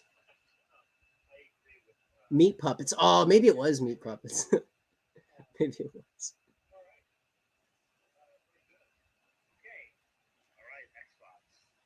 Ah. Hey, Richard. Yeah, I just hopped in for the last part of the so I didn't hear the first 20 minutes or so. Okay. You know what? That never mind. This guy's cool. This guy's cool though. I'm talking about Xbox Live Republican. He's cool. He's cool. I don't want to be misinterpreted. I'm just saying Xbox Live Republican is cool. To clarify. Where? What's this? Women should. Oh my goodness. Is it a fem? Oh, is sex skeptical femcel? Because like sex negative implies like anti-sex, or skeptical is like maybe the cultural trends are going too far. Unless it maybe it's just like, or maybe it's like anti-sexual revolution, which that would be a better way to just frame all the discourse. But Frank, well, I don't know. I don't know if it's going. No, it's not Darren Beatty. It's not Darren Beatty. Simple but not so long name. Yo, how's it going, dude? Hey, I remember you from the Downfall Network days. What's going on, man? Good to see you here. No, I think this Twitter space could improve. the show tonight. So it's kind of like two shows in one. So don't worry. Don't think I'm abandoning the ship.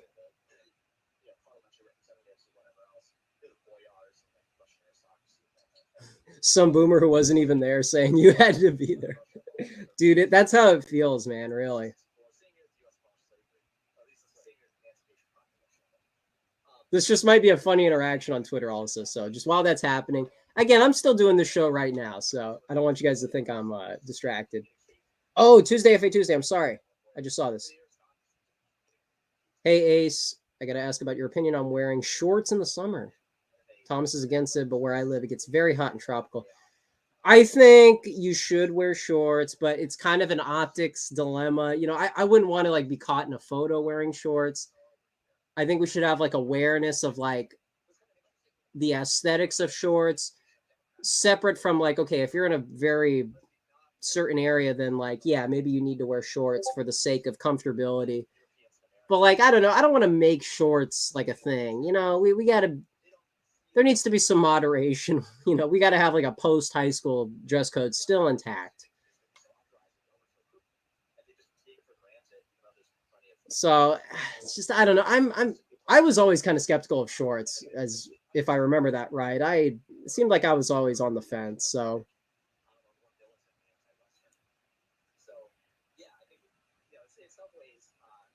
yeah, just Jimmy's. Maybe you're right with society getting close to Clockwork Orange.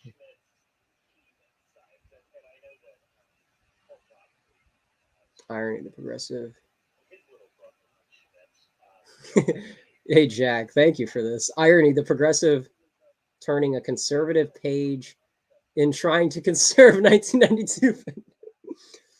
Yeah, what ideology does to a goofy guy. What ideology does to a nibba.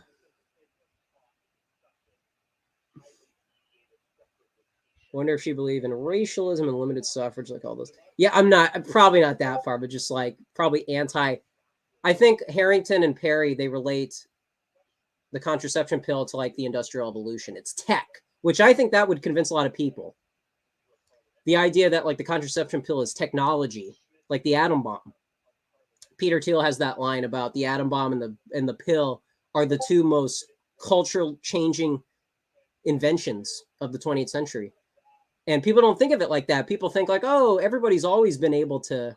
I mean, imagine a world where you just didn't have the pill. People would just probably get married. But we take it for granted. Oh, we have all this tech. The pill is a tech-based invention.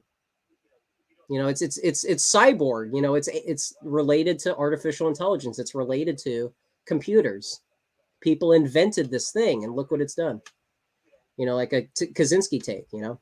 I think that's more, framing it based on around technology is more compelling than saying, you know, oh these women and the blue hair. It's like, oh gosh, you know, how many times do we have to hear that? Oh, and thank you, Edward the Pale. Thank you.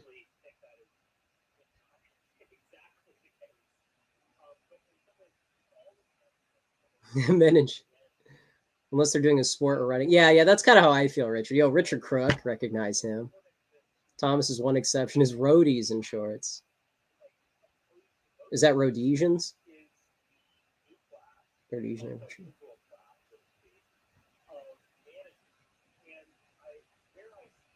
What else? Did I forget anything, guys? Do not let me. If you asked a question, if you have to ask it again, that might be helpful.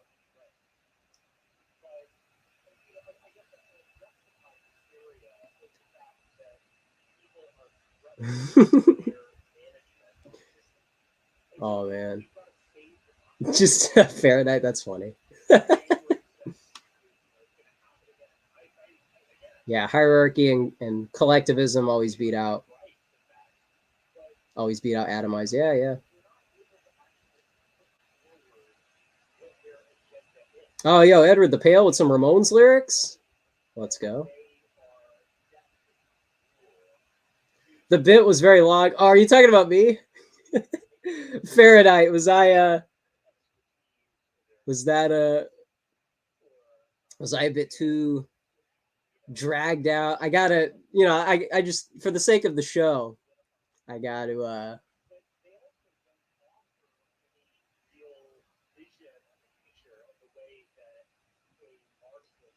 that's funny though. It's a funny comment. What do you got? Oh yeah, Edward the Pale. I saw you sent me Hepburn. What a oh Hepburn as a ideal. How about those Lakers? Trouble Armstrong, let's go. My goodness.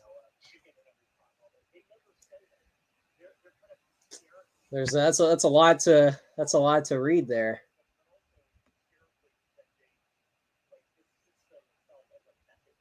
Yeah, exactly, Jack. Thank you. Thank you. Yeah, that's the thing. It's like people vote with their feet. People do as they do, not as they say. You know, they settle for the hierarchy. They settle for a natural order.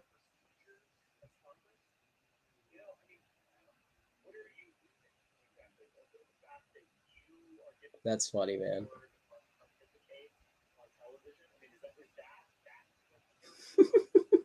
TV88, that is so funny, man. That is so funny. Shout out to TV88. Oh my goodness.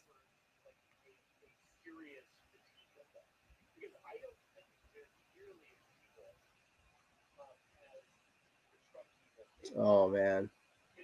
Is this a class where you called the professor? Oh my goodness, no. Truth mystery, that did not happen. I can assure you, I did not do that. Oh man. Alrighty, alrighty. Everyone's just going with the flow. So true, man. So true.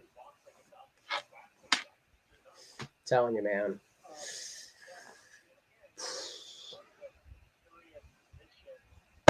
Man. Also, next month in Chicago, going to be meeting a friend of the show. So, just want you guys to be aware.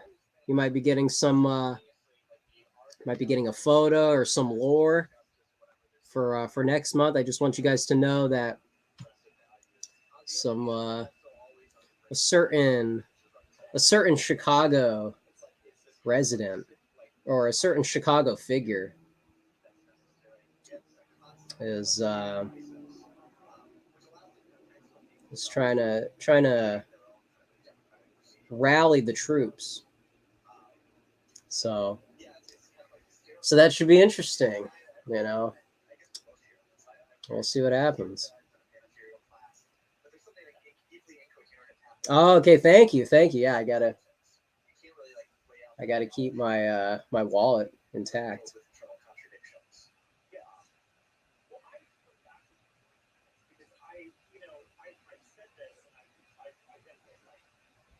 Oh wow, working wage. Hey, thank you, Jack. Thank you, Jack. I'm glad I could have some. I could bring some entertainment to a work setting. I appreciate you, man.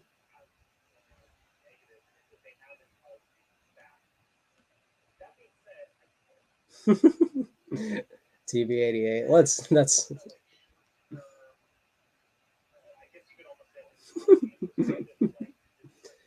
my people in the chat are just these people are just funny. These people are just naturally charismatic and funny, man. I'm so glad it's not like a bunch of people citing books. My goodness. This is such a this is the Double R Diner. This is like a hodgepodge.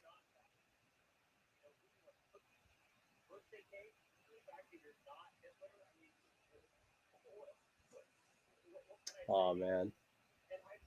No, shout out to the chat. Shout out to the chat for being cool people. My goodness.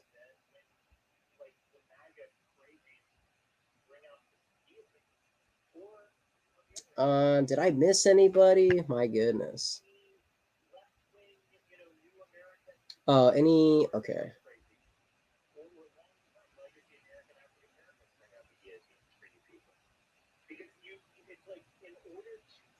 All forms of dress are also influenced by what is considered acceptable by one's nearby peers / ethnoculture. You wouldn't walk around. There you go. There you go. What do we got? Oh, is the debt? Is that My goodness, man.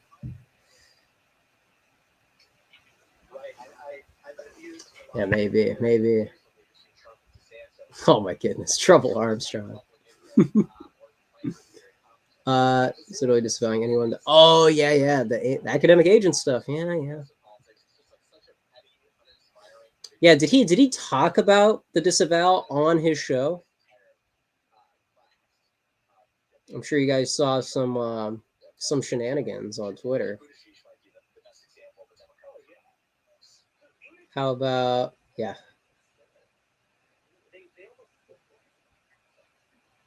Is that it? Yo!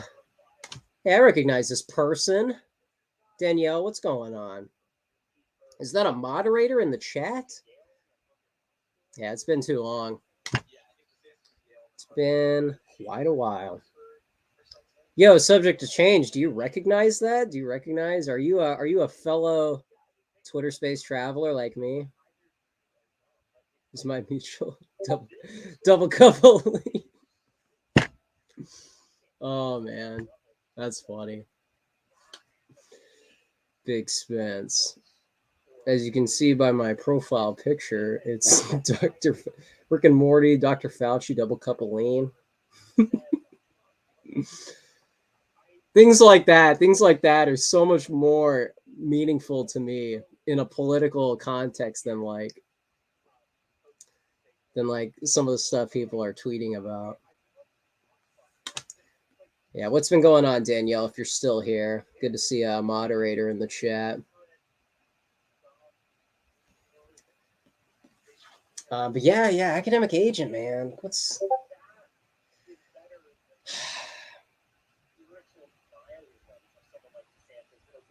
going on, man? We're supposed to hang out on Twitter. We're supposed to be casual. We're supposed to be friendly to the 777 Mafia. What's all this tense? Why are you so tense? Eating a bagel in bed. Fresh sheets, ready to crunchy sleep. Crunchy sleep department. Let's go. Yo, what up, Ace? It's been Marshall Ford. You're telling me, man. I tried to start the show a little bit earlier than usual. Okay, I'm sorry. So hey, good to see all the regulars in here, man. A goofy guy. What did Trump call Brad Pitt? Brad Pitt gave like some line about what happened to Hollywood, what happened to the Oscars, man. Sunset Boulevard. That's like his favorite movie, I'm guessing. Sunset Boulevard. Good pick. Cool pick. He said, yeah, Brad Pitt. It's something like Brad Pitt. You know, I never really liked him. I never really cared for him so much. Nasty guy. Yeah, that academic agent. Yeah, I used to watch his videos. That's funny. No, I still watch his content, but it's just an interesting character arc. Don't be tense, be chill. So true, Marshall Ford. Are you listening to stream? I am, Advent. I am. I'm not fully listening. But I may be next in line for the call-in. So it might help. It might be part of the show if it goes somewhere. If he like disregards it and moves on, then we can do our thing, our little diner thing here. We got some bad hombres on it. That's so true, man. I'm looking at the timeline. Yikes, man. What's everybody? Hey, it's like now we're acting like the hippies. Whoa, man. What's going on? Charlie Holmes. What we gotta bring it down, man. That's how like Latino women talk. Oh, let's come on, gotta bring it down. Oh man, that's funny. This guy's giving a lecture over here. Ace is trying to build some content here, some momentum. My goodness.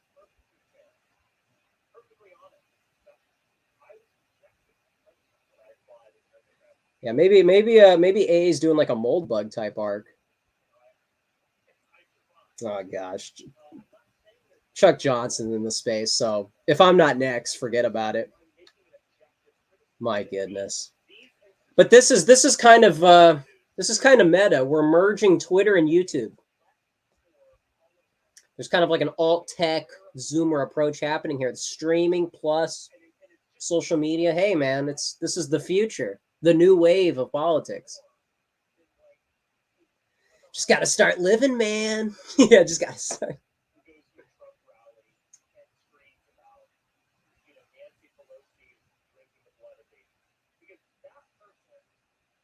Man, Twitter seems to send people crazy, particularly older people. Maybe it's like how progressives completely changed after like 2016. Like the Mark Hamill effect on, after 2016. Maybe that's kind of like what dissident right Twitter does to a boomer.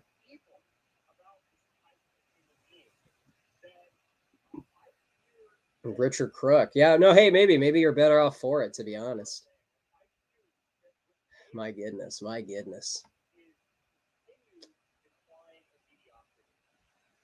Unrelated, but I was listening to the episode where you and Thomas were discussing heavy metal and sci-fi, so I've been on a cyberpunk deep dive. Oh, cool, man. Let's go.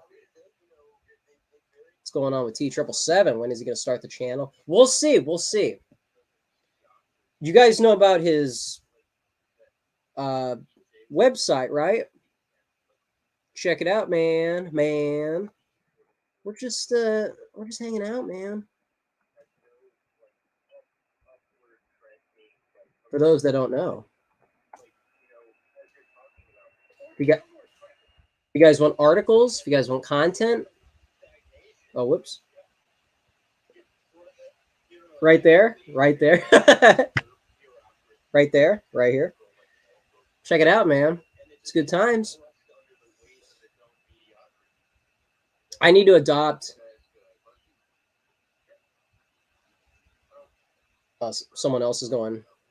What is it called?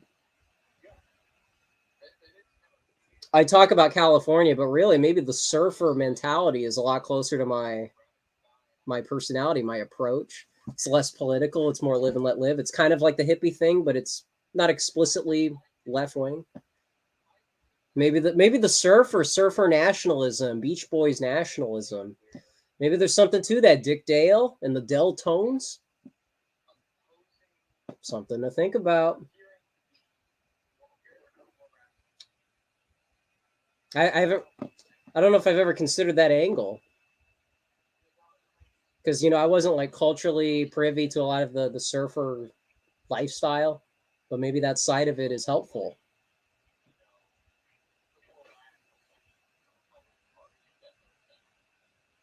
$2016. I'm going to start noticing all the things that changed after. Have you read Steel Storm 2 yet? No, I haven't. I have not. I've not read it. Sorry.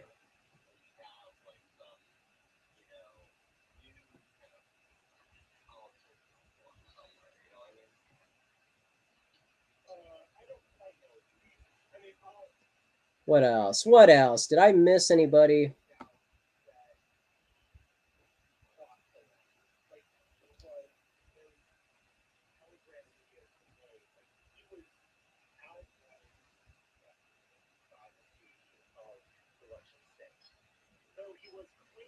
Poe and Mary really do sound eerily similar. Well, they're both like British women, right? Poe, the person also questioned them about why they still call themselves feminists. I think the answer is...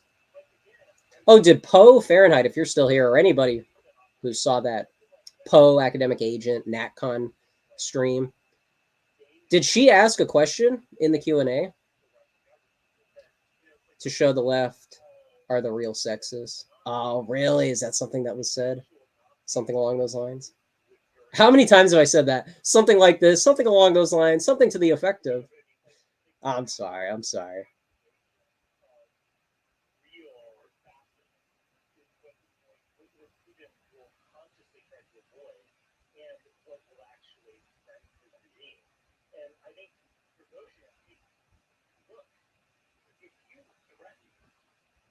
What else? What else?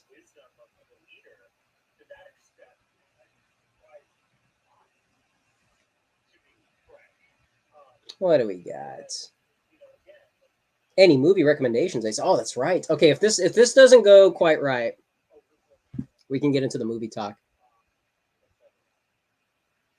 I saw Cruella and I would recommend. Oh, Richard, before we get too far off, before we go back to something important, I was just going to take the opportunity to shit on some liberal managerial class people. Okay. Whoa, Marshall Forward with $4.99. Thank you, man. Thank you. You don't have to do that. Save your money. Save your money. I'm just one of you guys who happens to be on camera. Have you watched the new Mario movie? No, I didn't. Was that worth the hype? Is there some? Is that? Am I slacking?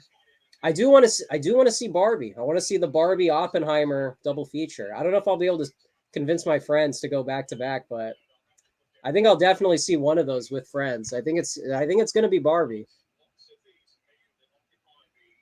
Maybe surf guitars the future. Is there anything left? Maybe. When people talk about going back to the basics, like don't the Black Keys kind of do that with like the blues approach, or White Stripes with the blues rockabilly approach? Maybe the back to the roots is like surfer roots, California. So Cruella for a movie recommendation. I just saw Barry Lyndon. Recently, relatively recently. I wanted to talk about that, but obviously it's hard to. It seems like that would inspire like a very lengthy review. So let me just say that right here, right now, Barry Lyndon. I'm curious what you guys thought, because I was watching a video essay to try and make sense of it, but I thought it was very interesting. That's one I've been meaning to watch for a while. I think I may have fallen the first two times I tried to see it. I think I may have fallen asleep. So that's pretty embarrassing, but now it seems like there was a lot happening there. Video drum. Thank you, Marshall Forward. Guinea pig 2, Zhang Wei. Am I saying that right? Zhang Wei.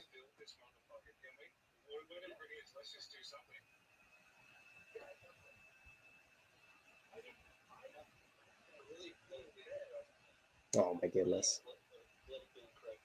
Shout out. What is this? Shout out to the nerds at the Occidental Quarterly. Why was that? Was that in context of something I missed? Hey, American elitist, no longer American populist. Populism is done. American elitist, man. Welcome, welcome. This is just a casual stream. I'm actually there's two things that could happen here.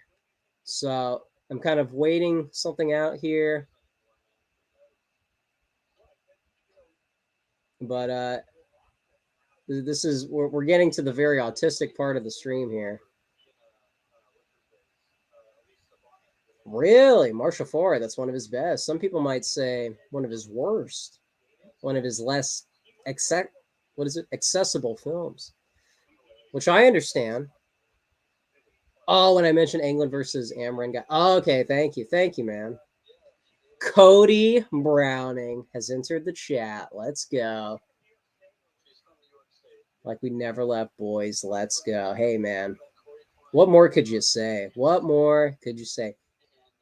I'm currently waiting on a space here, a Twitter space that may be incorporated into the show. If not, we can segue into another segment. But we're hanging out. We're hanging out as we should.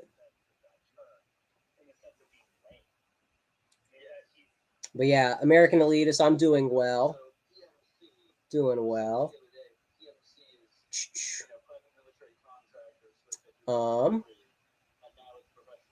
Wait, what? There's footage of what happening? Fahrenheit? Sorry, I just keep referencing things and then losing my place in the chat. Sorry about that. Oh, I don't know. I actually don't know. Oh, the conspiracy hole that boomers went down. The conspiracy channels are ran by boomers. Yeah, that's telling.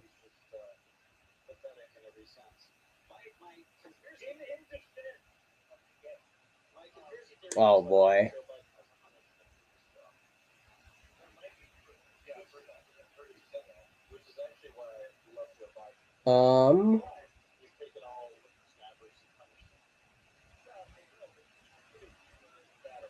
Oh, footage of Poe asking. Oh, thank you. Oh, hold on.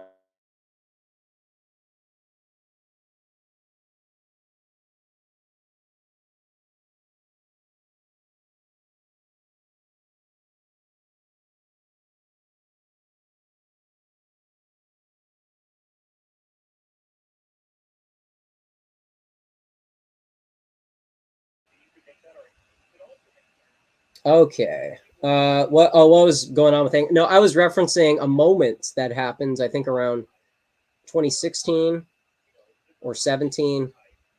There was an alt right gathering where it was Jared Taylor, Brimolo, Spencer, and there was like an audience or there was journalists.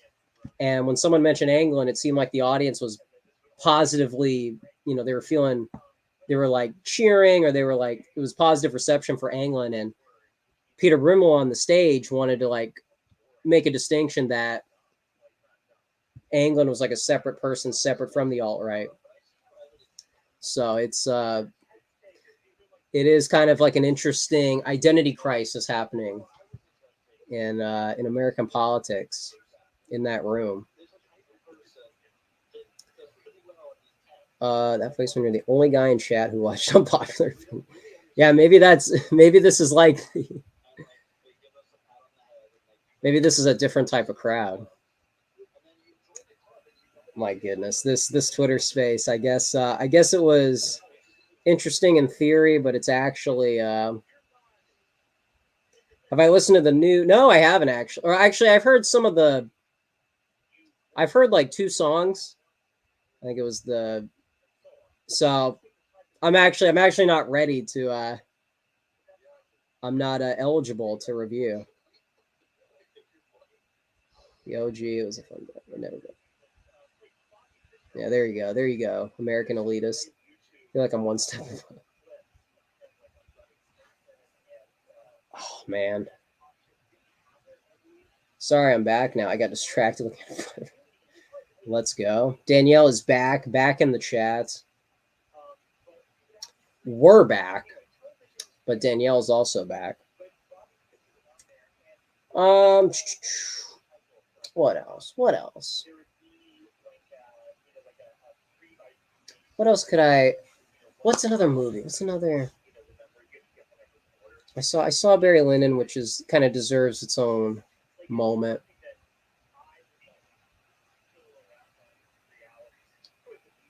All right.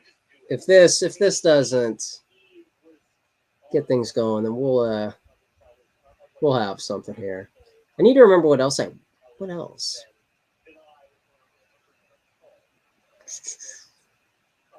What about the Mario movie? Yeah, I missed it. I missed the Mario movie. Didn't someone put the Mario movie like for free on Twitter? I think I saw that somewhere. Turns out Josh from Drake and Josh is a Catholic. Oh, really? Are you serious? Let's go. Josh Peck is also going to be an Oppenheimer. I saw that, which that's going to be interesting. Good morning from the Emerald Island. The sun is out and life is good. I don't even know where that is. Henry Dolly. I'm sorry, man. Yeah, I don't know about that. Have you read the first Steel Storm? Thoughts? I don't think I read all of it. To be honest.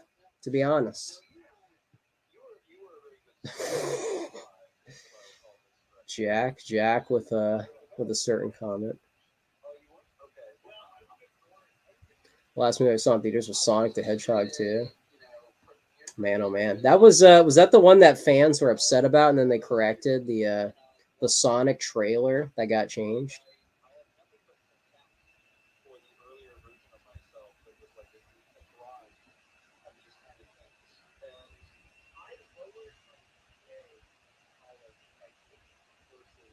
Let me see.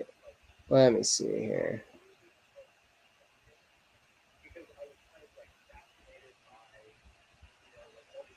What do we got? What do we got? Did I miss anything on Twitter?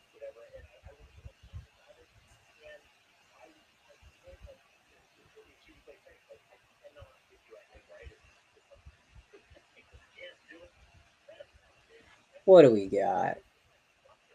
Oh, this Lana Del Rey thing. Okay, okay. This Lana Del Rey thing. Yeah, yeah. Going back to the classroom. Okay, you know what?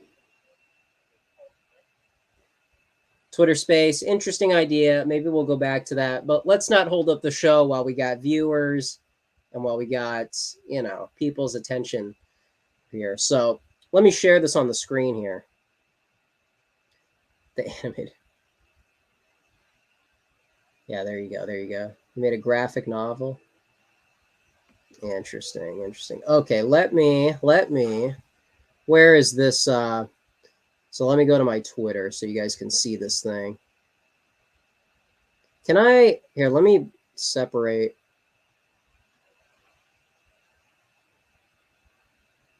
I'd like to put this here. So you guys, here. Well, actually, I just want to do this. Okay. We're sharing screens.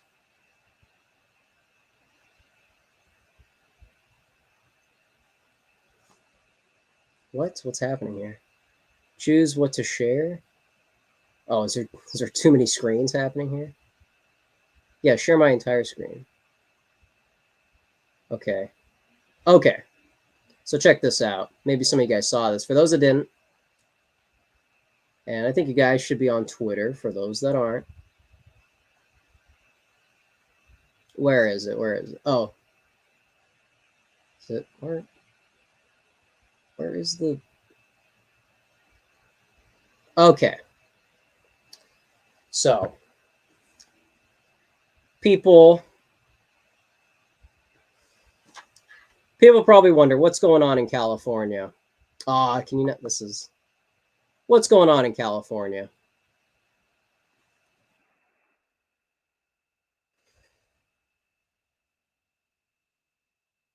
Yeah, that's probably a better spot. People wonder what's going on in college classrooms, what's going on in the West Coast. It just seems like you can't get wiggle room to say how you really feel. Has the world gone crazy? All this kind of talk. Well, here's the thing. People might be skeptical. Why do I think some people should go to college? Why am I not on the anti-academia bandwagon like a lot of people? Well, here's the thing. As a philosophy major, I think there's a lot of interesting room for even stuff that we talk about here on the show to be said, but it's all about how you say it, not just what you say, and also what you say. But for those that may not believe the story that I told earlier about this crazy perception that people have of decadent culture and lifestyles, here's the thing. Here is a presentation, or at least this was the summary of a essay that I had to write for a class at the end of the semester. And I think this is something that for anybody who's skeptical about college or thinks, what does somebody who is interested in dissident right politics, what place do they have in academia? Is it even worth getting involved? Well, check this out. I'm sorry for the provocative title. That's actually, let's just get to right here. So in the classroom, and by the way, I had to print this out because you needed to show the students, they needed to have a copy. And so I would like to say that this was a very distinct presentation. This is I've already revealed my hand. I've revealed my hand in the sense that I talked about Lana Del Rey in class. Now, some people might say this is ridiculous. What context could possibly warrant bringing that up? And it's because we're talking about hierarchy, and we're talking about the ideal form. We're talking about goals that men and women have, young Generation Z men and women have. And so this was the paper. You know, you got your points, you have your arguments, and then kind of like a call to action, so to speak. But the topic was between basically a pre-modern and a modern view of the world. You know, which way, Western man, Western woman, gal, which way? You know, we're very much familiar with this stuff up here: relativism, pragmatism, cringeism. Not exactly a scholarly term, but you know what? I thought I'd put it in there. And of course, individualism, materialism, society-based ethics. This was something that the professor said during one of the classes. This really stuck with me. He said at one point, you know, some people would argue if you can get along with people, if the society is happy with it, what's bigger than that? What is bigger than society? Well, and that's very rational. We believe in reason. That is what legitimizes culture. That's what creates culture, keeps culture all hunky-dory. Well, then you got some of this stuff, okay? And again, this is not a defense of Nietzsche. This is not to say we should become Nietzscheans, you know. We should become something good, you know, the good, the aesthetically good. Not strictly for the aesthetics, but there's something we can learn about the good in aesthetics, probably. So look at this. What do we got here? We got some heroism. And then this is kind of wordy, reverence for Greek forms. You know, we're just talking about the ideal man, the ideal woman. This is the kind of thinking we're putting out there in class. Okay, we're not muted. I was about to say if I was muted, I might lose it on camera. But anyways, and then here we go. This is something that I think is a bit more digestible for any type of audience.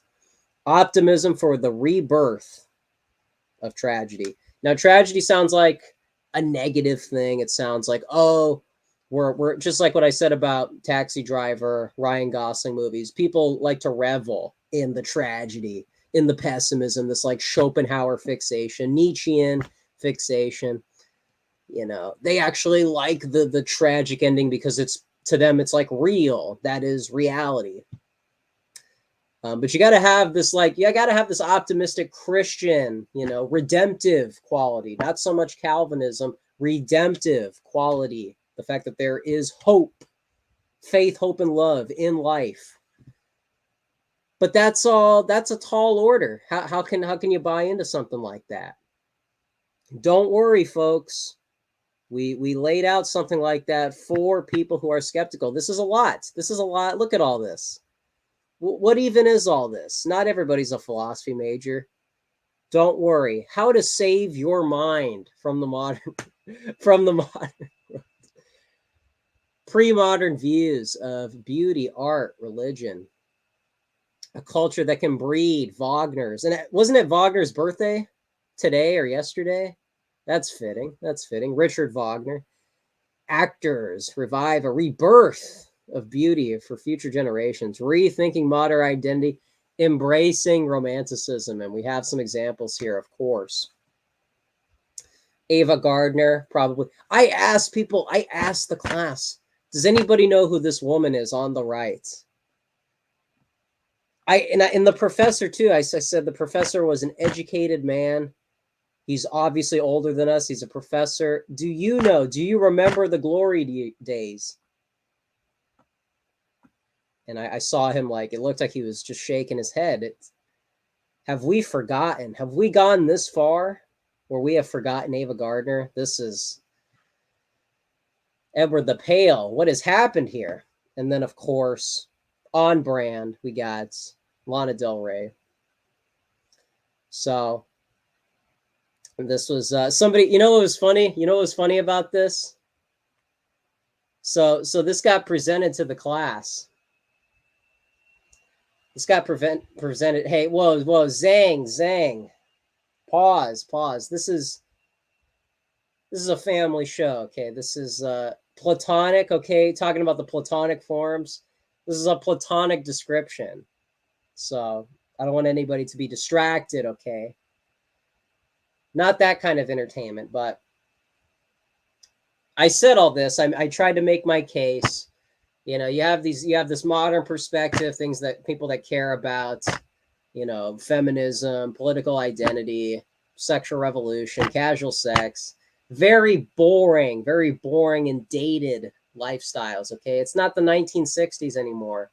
It's not the Babylonian era. Okay, we've seen how what that does to civilizations. It creates material limited culture.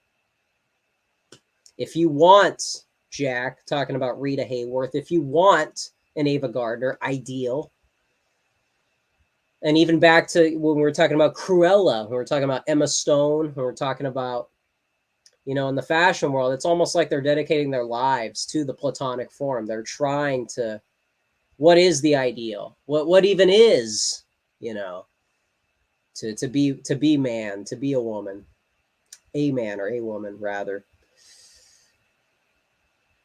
And so I said all that, you know, and it's kind of fitting with that other incident that happened in class, this kind of reverence for the dress code, reverence for ancient beauty, timeless beauty, culture that can persist, can be passed down to the youth, the next generation of Lana Del Rey's, the next generation.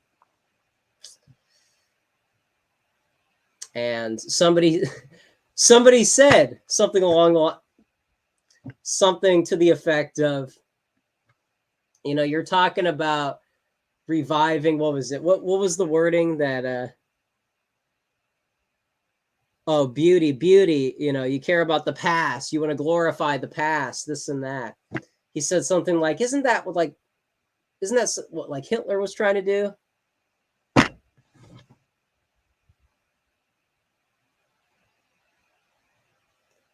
Folks.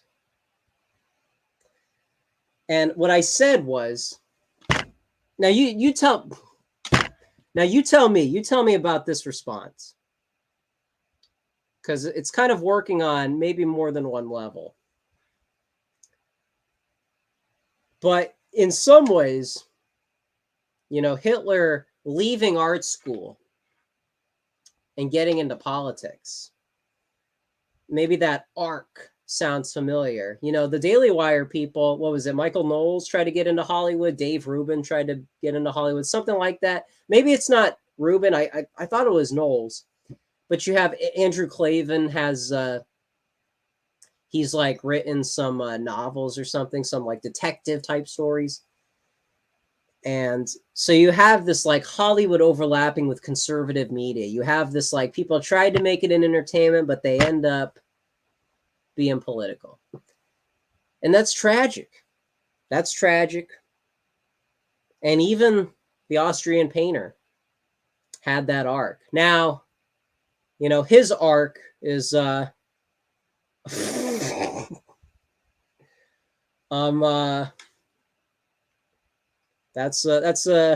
quite a statement. Anyway, I don't want to get off the point here. My point is, somebody who dedicates their life to politics. This reminds me of the boomers. This reminds me of people in academia. You know, the professors. You know, the people that want to be hoity-toity. People with their pants way up. People that wear navy blue vests or jackets, not vests. You know, this is so bourgeois. Getting into politics, dedicating your life to politics. Now, if you're somebody like Julius Caesar, I kind of get it. If you're somebody like that. Now, again, I'm trying to make a cultural point here. Okay, we don't have to consider this like counter signaling. We don't have to consider this like, you know, a typical disavowing point. But I'm just saying, what I said in the class was, this Nietzschean interpretation where elitism, pre-modern views, hierarchy, the Nazis applied that to politics. And in some ways, that's kind of messed up. If you apply that thinking to the art world, that's something that I think, that's something that could probably survive multiple generations, Nazi Germany had, it came and went. Imagine elitism, pre-modern views, ancient beauty, instead of being applied to politics, the culture. You can kind of say that's what was happening there. You have culture. There is like a synthesis happening there. But I'm just saying, focus, okay? Focus. I'm talking about in the artistic world.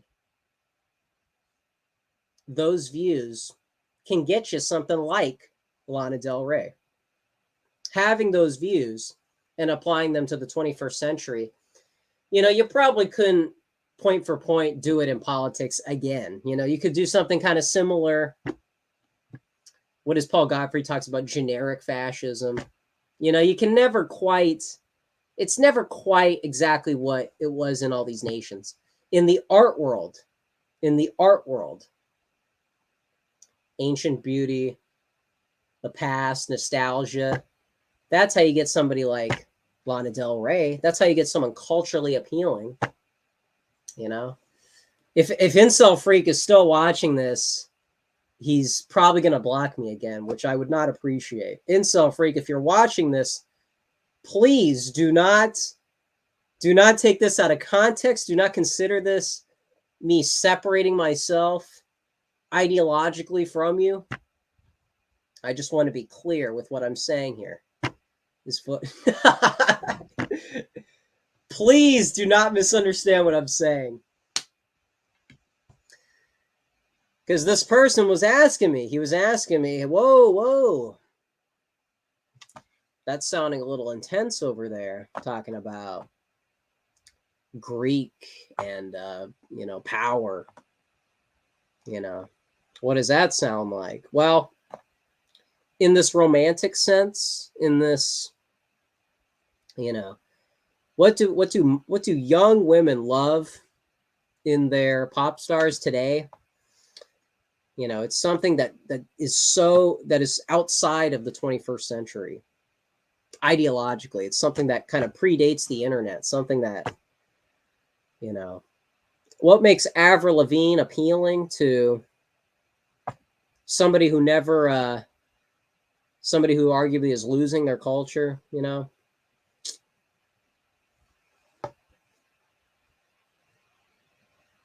Lana Del Rey wears like a Veronica Lake dress,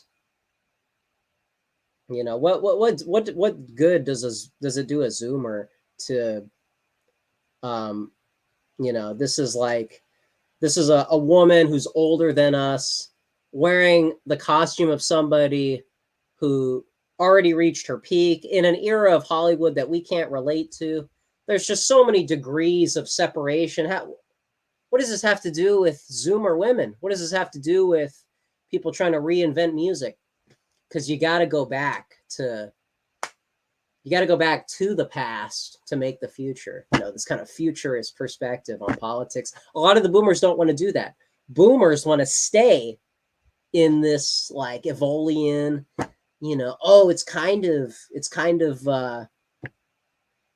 it's not really part of modernity, but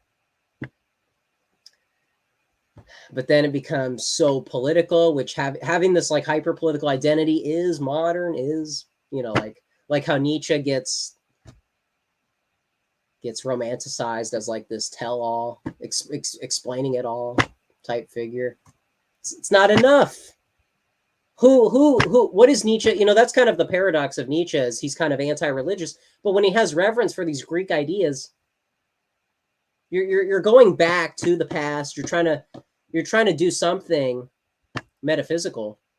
So your whole thing about, the world has gone away from religion, and so the best that a lot of people can do is basically be like Ayn Rand individuals. Well, even within your own logic, you're still going to the romanticized past, like religious people do. You know you can't just throw away, you can't just like reject, the pre-modern uh, religious stuff. It's cool, it's timeless, or it's the Christian stuff. It's timeless.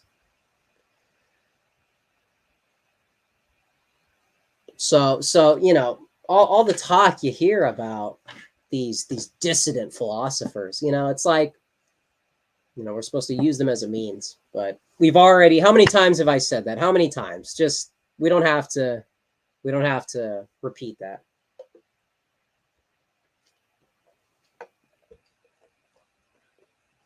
Yo, Egon, thank you, man. Are you working out for me and you? Does this count for both of us? If my voice is somewhere near a treadmill, do we consider that a victory? Oh, whoa. The people's, oh my goodness, the people's Grenader. Am I saying that right? Sorry, Zoomer moment.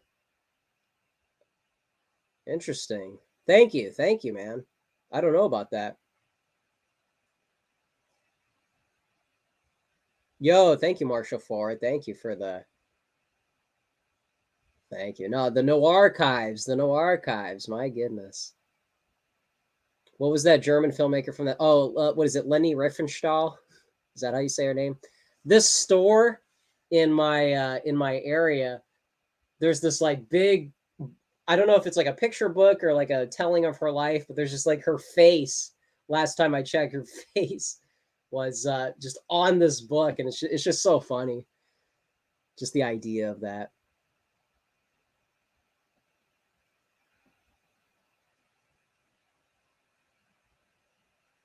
Leftists are dedicated to principles that owe themselves to past traditions, and in some they are considered.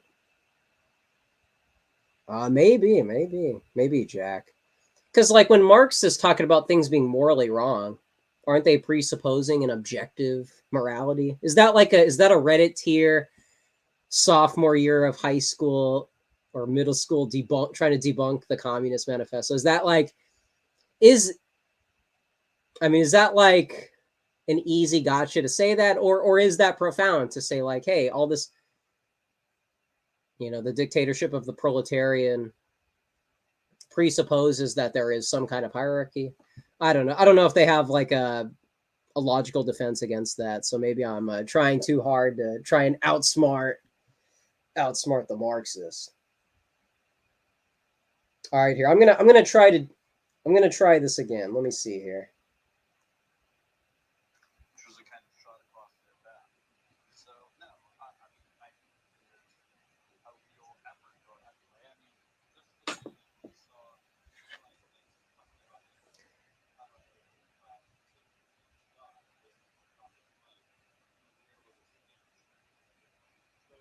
Made some. So why did he fail at art school? I'm not sure at American Elitist. Unless people in chat, you guys might know, right?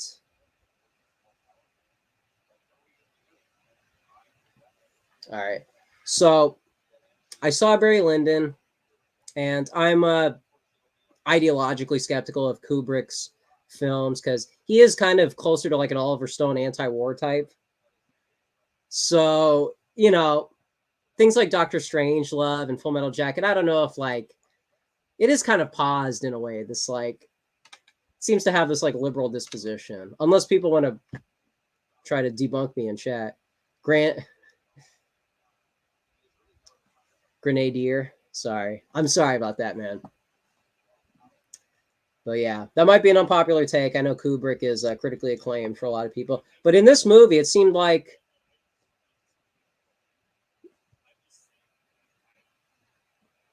he did seem to have this like I don't know, it kind of felt like the movie was very like grandiose. It was kind of like, it almost kind of felt like an anti-individualist film. The world is bigger than Barry. He has all these things in his life, but really like he himself is kind of not the draw probably for a lot of people. There's this like setting based film. It's this, you know, there's bigger things happening in the film than the main character, which is kind of ironic. You know, we're used to the main character being the draw, but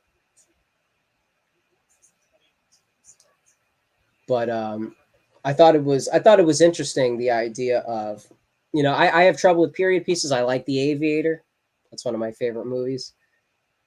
And this film seemed to kind of resemble like a Scorsese, you know, from small beginnings and then getting a lot and then losing it. But I don't know, it's such a hard movie to recommend because it's so long and it's asking a lot from its audience. But I don't know, maybe visually I was very compelled by a lot of those scenes. Left base, like Oliver Stone, yes, could say. Okay, yeah, I obviously like when Oliver Stone types are, you know, lamenting, you know, the military industrial complex and the war machine, you know, I think that's warranted. But ultimately, they're coming at it from like this non-aggression principle type stance, it seems like. So that's where Kubrick and Stone are kind of two sides of the same coin. So, but yeah, I mean,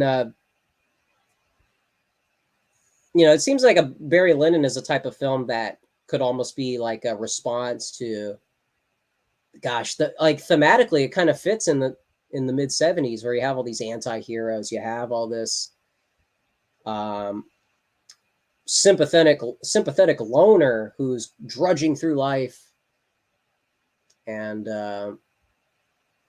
you know, Barry Lyndon resembles that archetype. But you know, the film isn't, in some ways it doesn't seem very tragic. It just seems like, you know, he tried to get into the British aristocracy and all these negative experiences weighed him down. That Captain Q, that guy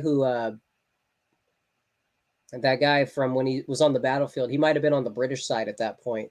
I thought that was, you know, he met like a role model. He met somebody that he admired who was, you know, in charge of something, you know, implicitly disciplined. And, you know, he was looking for like a father figure and he found it. And even if he lost him, that was somebody that he could have emulated once he got married. But because he had so many negative experiences with probably his cousin. And I don't know, I'm just curious if anybody's seen that movie who can speak to that. It seems like the tragedy is the fact that he got what he wanted and it wasn't enough for him.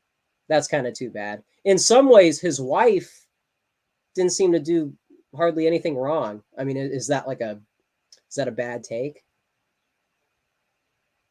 In some ways, he was kind of the feminine personality in that marriage because she was kind of calm, take it as it comes, dealing with all the financial stuff, but doesn't seem to be overwhelmed by much until Barry Lyndon has all this conflict. He's not getting along with his sons. You know, his stewardship as a father just seemed to be falling short, and maybe that's because he lacked that kind of role model at the beginning of the film. But then he got that role model with the captain. Trump raised more money than Joe Biden. Joe Biden spent more dollars. Exactly. This might be a convenient segue. Joe Biden or Trump? But I don't know. Am I grasping there? Because again, this is video essay talk. This is not my take. But I don't know. But gosh, that scene where that scene where he meets her on the, what is it, like the balcony. There's like no dialogue. That's just, man.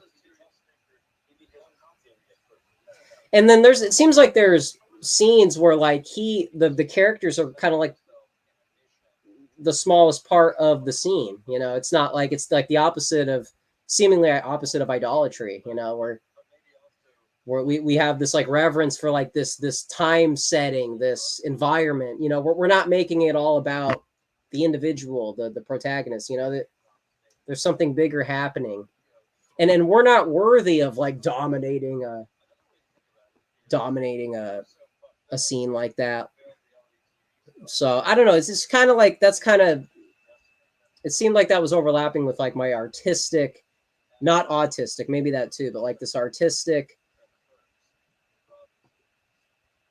You know, he never saw himself as well. I guess he became kind of a tragic figure even during his marriage. So maybe he did see himself as like a somebody. You know, abused his position in the family. But what do we got? Mama's Boy, the most influential figure of the 21st. Sorry, who? What is this in reference to? Should look up a true based Austrian. Oh, Metternich. All right. Catholic Anna Monarchist? Really? Interesting. Well, what's the Mama's Boy thing in reference to? Yo, Egon. Egon with $10. Thank you, man. Thank you. Thanks for doing the show. Thank you guys for tuning in. I appreciate it, man.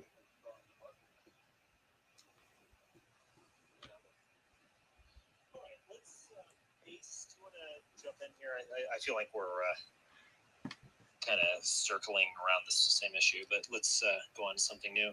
Sure.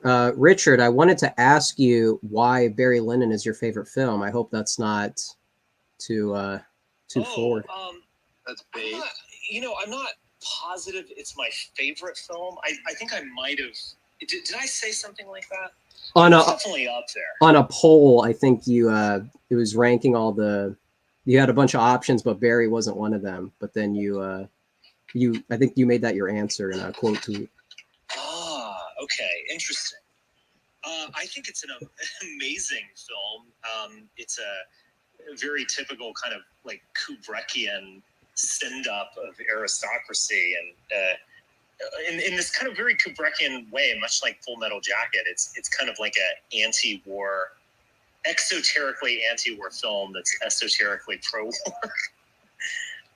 as Full Metal Jacket definitely is. How is it pro-war? I think you have to understand, like, with Full Metal Jacket, he's going to show you all the horrors of the movie, of what war is like in the movie. There's a scene where before the kind of final climax in where Modine Joker shoots the Vietnamese partisan. They're actually looking at a map and they said, "Oh, we need to go this way." No, I think we need to go this other way.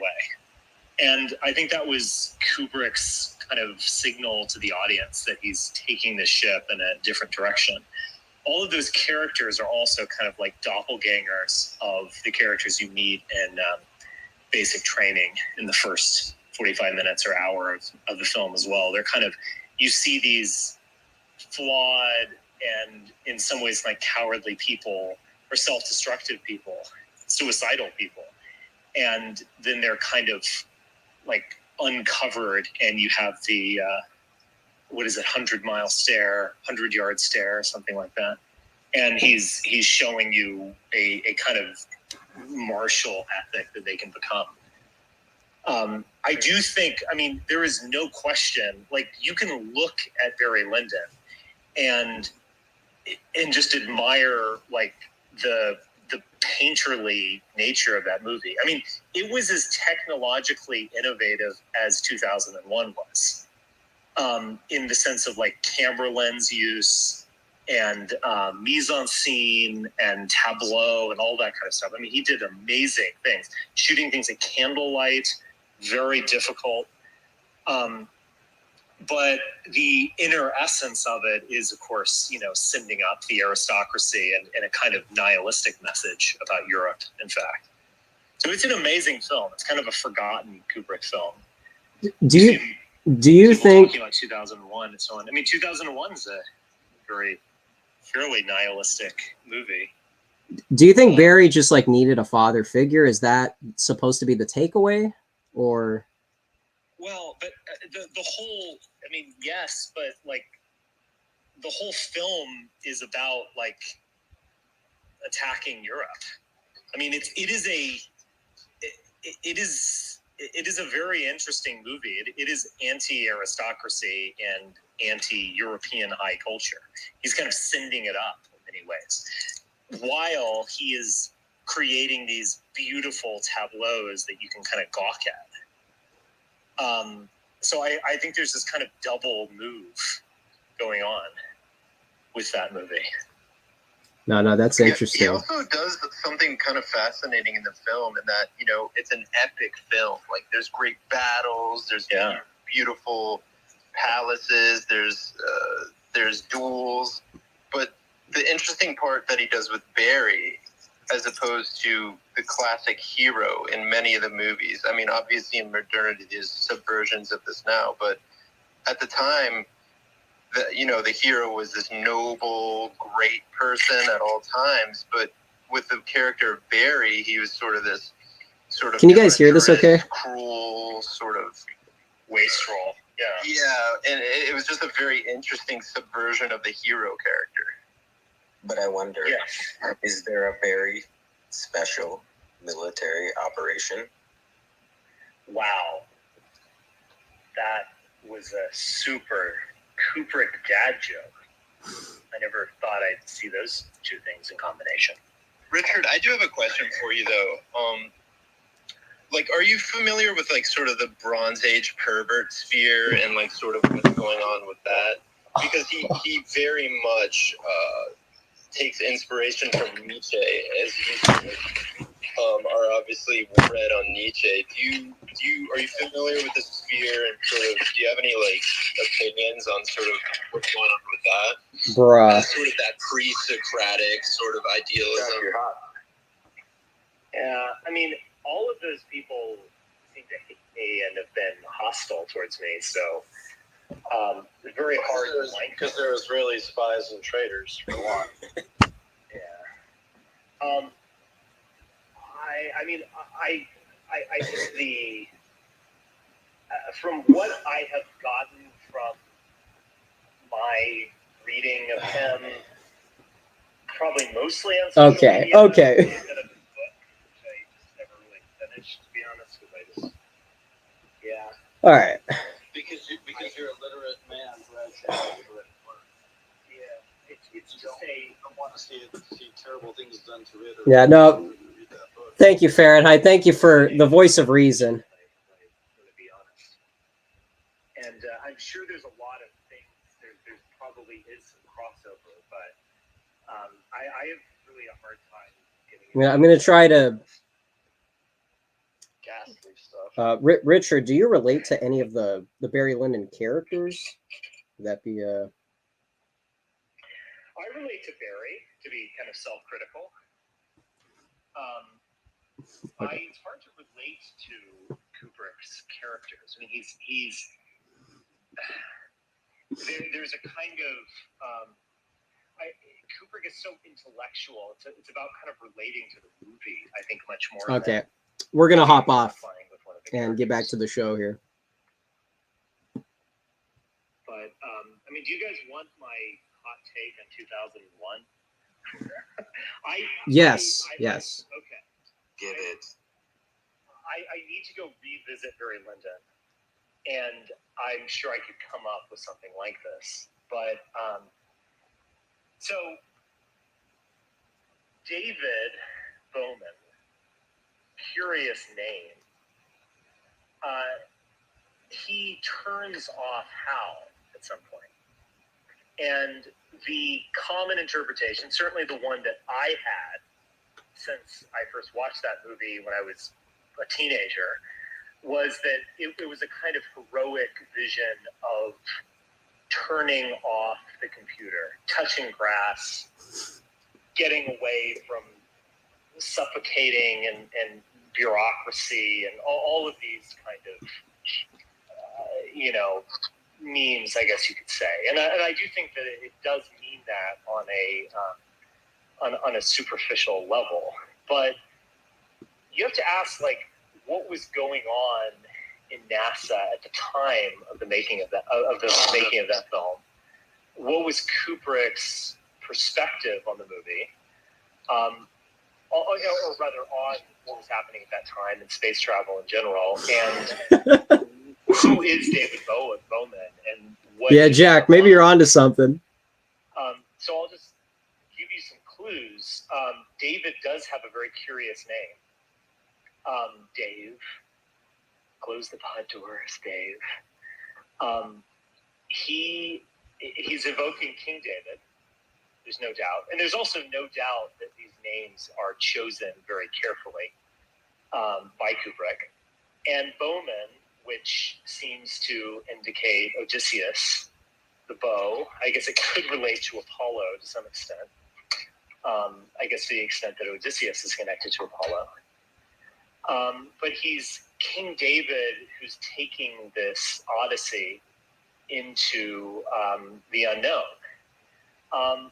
But what is the monolith, really? It's this black stone slab that comes down and teaches humanity or pre-humanity, 8 men, how to think. In Thank you, Edward. Actually clear.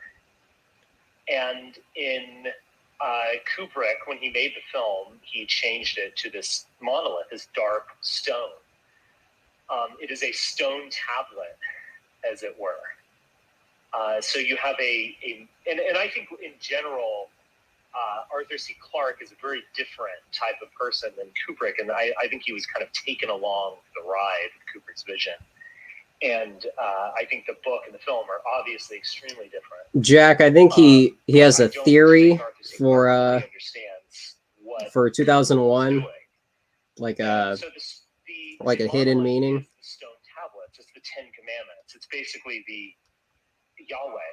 I think the monolith might be Yahweh himself coming down into the world and teaching people how to think, but ultimately teaching people how to obey him. There's this curious battle between the monolith, or Yahweh, and Hal. Hal is concerned about the mission. He actually brings this up to Dave in some of their monologues of, I can't remember the exact line. It's like, doesn't this mission strike you as rather mysterious? We don't know exactly what we're doing, and so on. And so he's antagonistic towards Hal. And it is ultimately David who unplugs Hal and who proceeds to find the monolith on Jupiter, which is very interesting. It was originally Saturn, but they couldn't make the rings work, so it became Jupiter. And David, who doesn't so much as go out into the unknown, he goes into the monolith. I mean, quite literally, he experiences a higher level of enlightenment by re-engaging with Yahweh. And we've in some ways lost our touch, our sense of Yahweh. We've only created mechanical war machines, like the bone that you can strike out against your fellow apes, or some, technological marvel in the sky, and so on. We've only done that. We've lost that connection to Yahweh himself. And David, King David, takes us back to Yahweh. And so this does, again, ask us, if Hal is the antagonist and Yahweh is the ultimate goal, the end of the Odyssey, who is Hal? Hal is a supercomputer built for NASA. The common interpretation is that it's IBM. If you just move the letters up one, you'll get IBM for Hal. I think IBM is maybe like one resonance of who Hal is. And I think Hal is ultimately NASA. He's ultimately the Operation Paperclip. He's basically the Nazis within NASA who are going to create a regimented martial force in space. What they failed to do in Germany and Europe, they are going to do in space.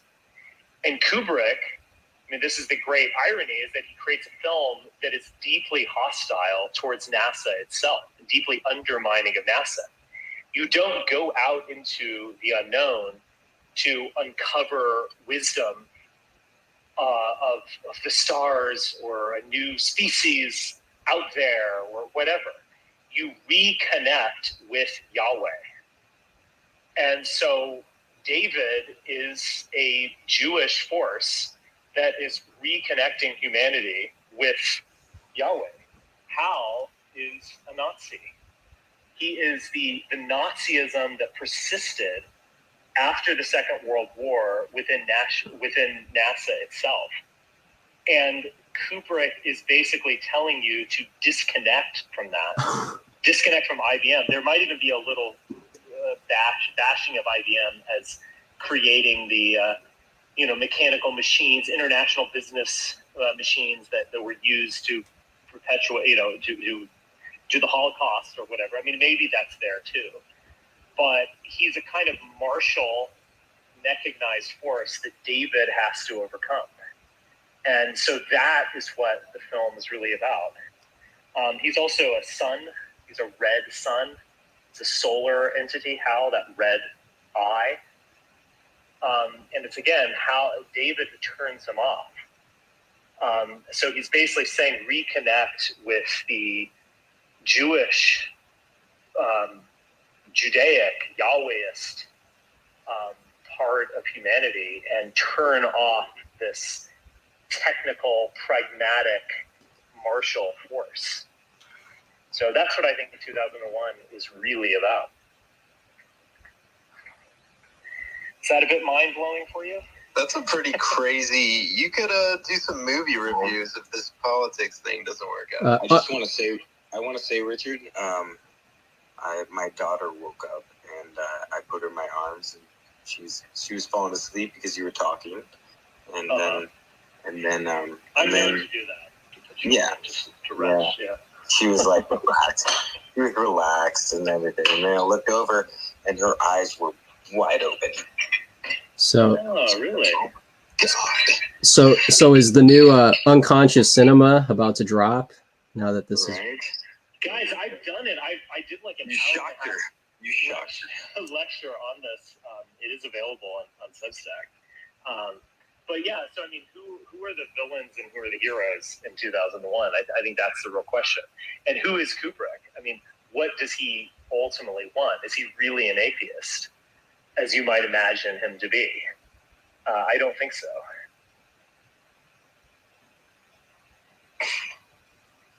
Yeah, but who cares what anybody believes?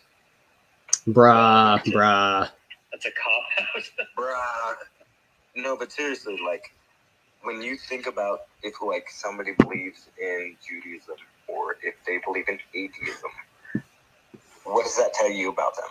Besides the fact that they, they lean one way or the other, or they are influenced. I think it matters a heck of a lot. Or influenced. Is there no sound? And it doesn't matter. Like, because Sound? everybody's going to make a decision. And I think if you All right. have a belief system All right. that influences you. All right. Sorry if that was a little too autistic. You're not making your own decision. You got a little taste of how I do things. Yes, Edward. It's on Twitter right now.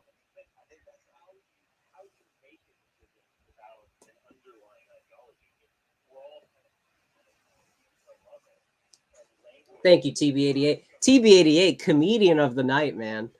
A lot of memorable posts from TB88. I appreciate it, man. How did viewership go up throughout that autistic Twitter space scrambling? I appreciate you guys, man.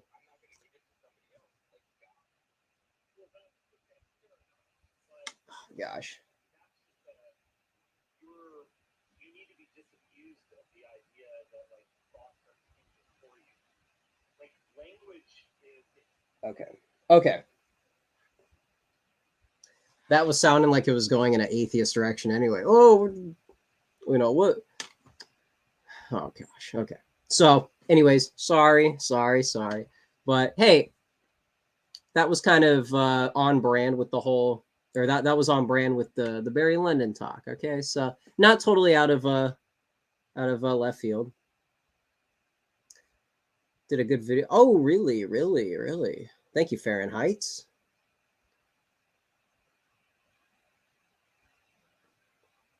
You know, to tell you the truth, I think Spencer's art could be understood minus the Fed allegations. To me, it really is a Barry Lyndon tale, is it not? This Greek tragedy. I mean, that's an 18th century story, but this, you know what I'm talking about? It's very much like a theater kid living drama. You know, it is kind of fitting. If you're just looking at it from a political standpoint, it's like, okay, you have this conspiracy theory that he's connected to all these controversial things. This is like a Alex Jones political take. I'm talking about who are all these characters? You know, what's the story? And that's where I think you get like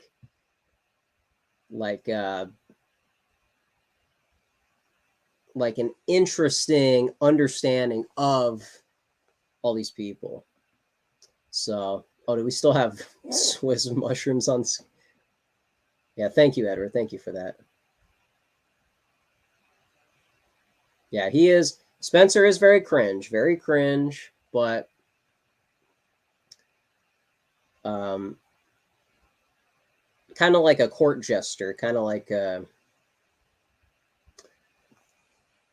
this, I don't know, Greek playwright, you know. That's kind of that seems to be his angle.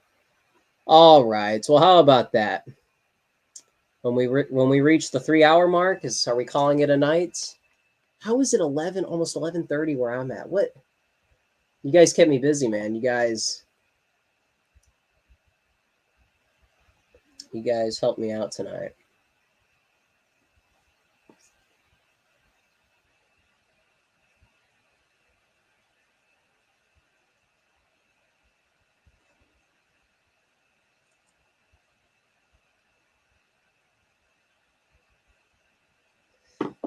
You guys. No, subject to change. Maybe not that. Yo, the Laughing Dead from the Twitter Spaces. What's going on, man? Hey, good to see you in here. Smear's in here. Thank you, man. I appreciate you guys. Yeah, Edward the Pale. Yeah, I think you get it. That's the most like generous thing I could probably say right now. Yeah, thank you. Again, not to fanboy, not to support, you know, directly. It's, you know, there's just something interesting going on over there. So yeah. Well, hey, thank you guys. Thank you guys for tuning in to the 3-hour return stream extravaganza, talking about Barry Lyndon, talking about fun stuff that can happen in college, family edition, you know, talking about why we're not hedonists, talking about who we are. So, thoughts on the Greer versus Fifth Element movie drop? No, what's going on there? Is there some shenanigans over there?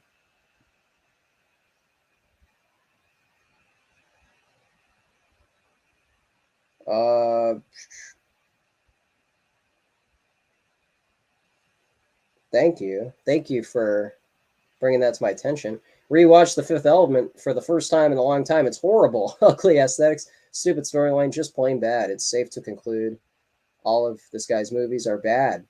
This is how you look when you defend The Fifth Element. The Reddit soy face. And just some guy, what? Average film. Oh, okay. Some guy with a... All right. No, that's...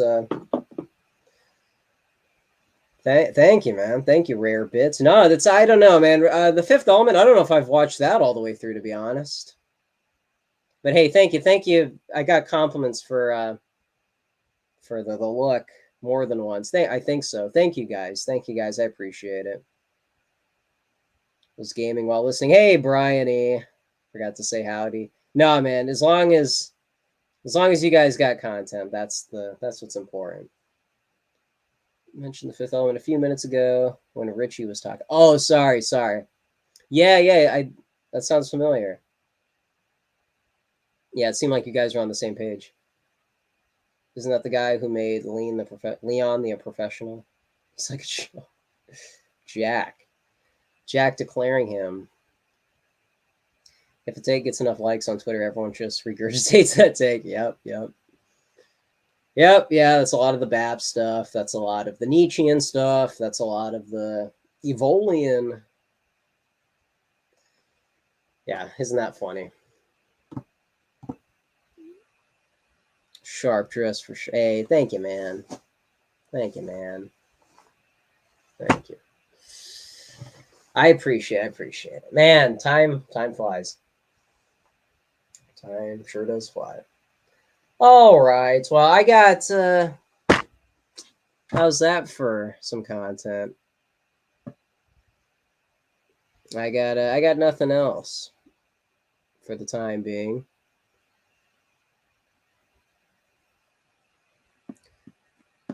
If you guys got any other questions, I'm just gonna close up shop.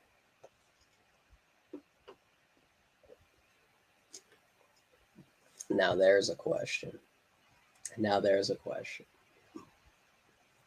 Don't know about all the Lana Del Rey stuff. Hear a lot from you and others. Yeah, Bryony, you want the pitch? We can do the pitch. So, what's the big deal? There's pop stars all over the place. Why Lana Del Rey? Is it just a personal preference, glorified hobby? No. The thing is, Lana Del Rey is culturally compelling. There is something off-brand relative to the other pop singers, Taylor Swift types. Maybe Taylor Swift is getting better. Maybe that stuff is getting a little more dream poppy. But the thing about dream pop is it's kind of like goth music. It's got world building. It's got atmosphere. And I'm not trying to get into like idolatry territory, but with Lana Del Rey, you kind of have the same appeal as who's like, one of these like these types of cultural figures that women obsess over. What is like Amy Winehouse gets that kind of like, you probably can't even think of a song or a riff, but there's this vibe. And it really kind of brings home the thing that I harp on, the idea that it's better to be cool than to be smart. Do Lana Del Rey songs sound a lot alike? Does she have her patterns? And it's kind of hard to listen to some albums all the way through because you can just see the formula. Yes. I'm not going to try to excuse that away and say you just don't get it. But with her specifically, it's this very romantic view. It's a very nostalgic. And the energy is a lot closer to something that should be implemented on the dissident right. The idea that, the reason why we learned about philosophy and figured out who we were is so that we can become romantic, loving, no hatred in our heart type people. And so with Lana, it's like everything just kind of moves. Everything is hang out, not super serious. Even if things are dark and tragic and the subject matter is serious, it's this flow. You know what I'm saying? Like in certain songs of like metal bands, you can hear moments in the song where it just kind of, the song seems to like stop, like in, I don't want to pick like songs that could be interpreted as subversive. Like Stairway to Heaven, people would argue is like, it's a very majestic type song. It's kind of got this classical thing. Kashmir, you got this like, there's something bigger happening that seems to be beyond hard rock. It seems to be beyond the 1970s. The fact that you have like pre-modern merging with, these modern instruments, the fact that you kind of have this reverence for, like apparently they liked Tolkien And you don't have to be like a bookworm to see that like these guys are really trying. They're fans. They're like poets. They have this reverence for something that's not just a trend or a brand. And not that the Lana stuff doesn't become a brand, it becomes kind of this marketing type thing. And so it's in that ways, it is kind of very similar to Rihanna and Taylor Swift.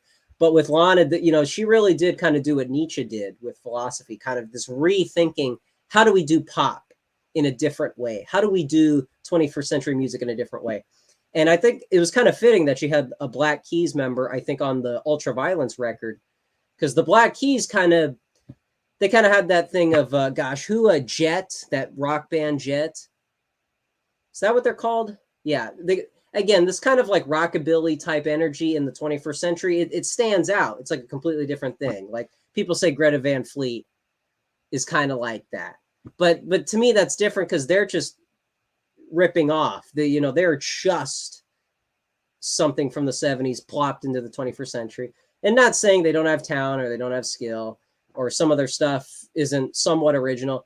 To me, it just comes across like too much like a ripoff. It's supposed to be a blend. It's a merging. It's a synthesis. That's what I think Lana Del Rey offers that a lot of pop stars try to mimic that type of originality. Lana, are you going to be my... Yeah, hey, there you go. Hey, there you go. Hey, thank you, laughing. Yeah. No, I don't know what... Because, I defended her in class, and then later that day, I think I started, like, really diving into her records. And I probably should have done that before I did the defense, but there was just something that stood out. And I feel like a lot of people, it's not just that you like some of the music, because anybody can go on Spotify and find a band they like, but to have that aesthetic, to have that cultural appeal, to stand out above other people within your genre. It's called dream pop. Dream, very Lynchian. This kind of, you're in awe of, you're in awe of everything around you. It's not about you. It's not about the individual. It's not, the world is bigger than you. You have reverence, kind of like the Greeks did. Now they did it in this like pagan way, which, that's, I don't want to defend that, but as an example, people who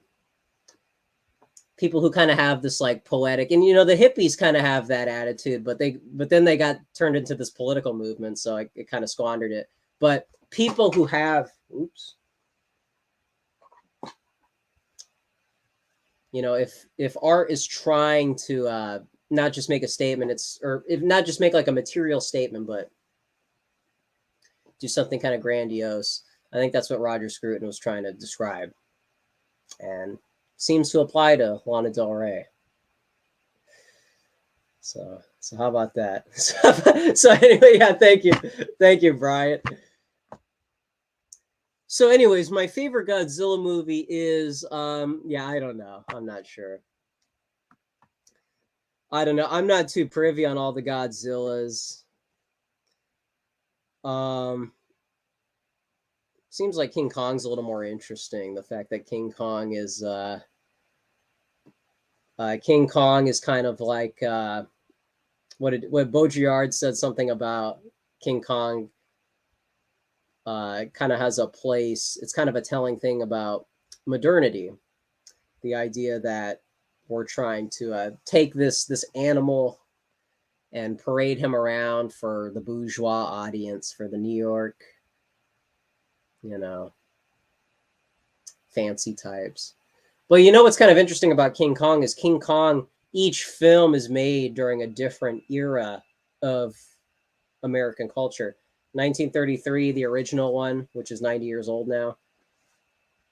That's like the beginning of Hollywood. That's the beginning of film as we know it, cutting edge, the stop motion. I mean, that's a very like massively influential film. And then you have the 70s King Kong with Jeff Bridges, completely different America by that point, and you kind of have this more realist, kind of raw. I don't know if I'm kind of like reading too much into it, but to me, that one's a little more realistic. It's not like a comic book movie. That one's like real, just like how the 70s anti-hero stuff feels like rigid, and it's not like this cartoon Disney movie. It's like this is what it would be like if you went into that Skull Island.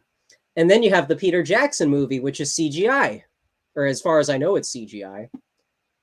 I don't know if they did some like man in a suit like in the 70s one, but by the time you get to the Peter Jackson one, that's the technology expanded. You know, it's like Baudrillard was trying to make a point about, you know, society is out of step with nature, with King Kong being in the city, or King Kong and his relationship to the people.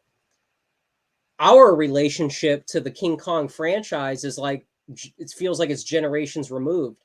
You have King Kong, like, do people my age even care about the stop motion legacy of the original film? But we would never even have our Peter Jackson one that, you know, even if people care about that. But the amount of like changes that have happened with technology, with how modernity has accelerated into post-modernity. I mean, you can see the escalation of culture within just those three movies, done in completely different. One of them's not even in that century. So to me, the King Kong franchise is a lot more interesting. Godzilla, I think they're trying to make like a similar point about nuclear war, but it just feels so foreign because it's literally, you know, like a Japanese type media.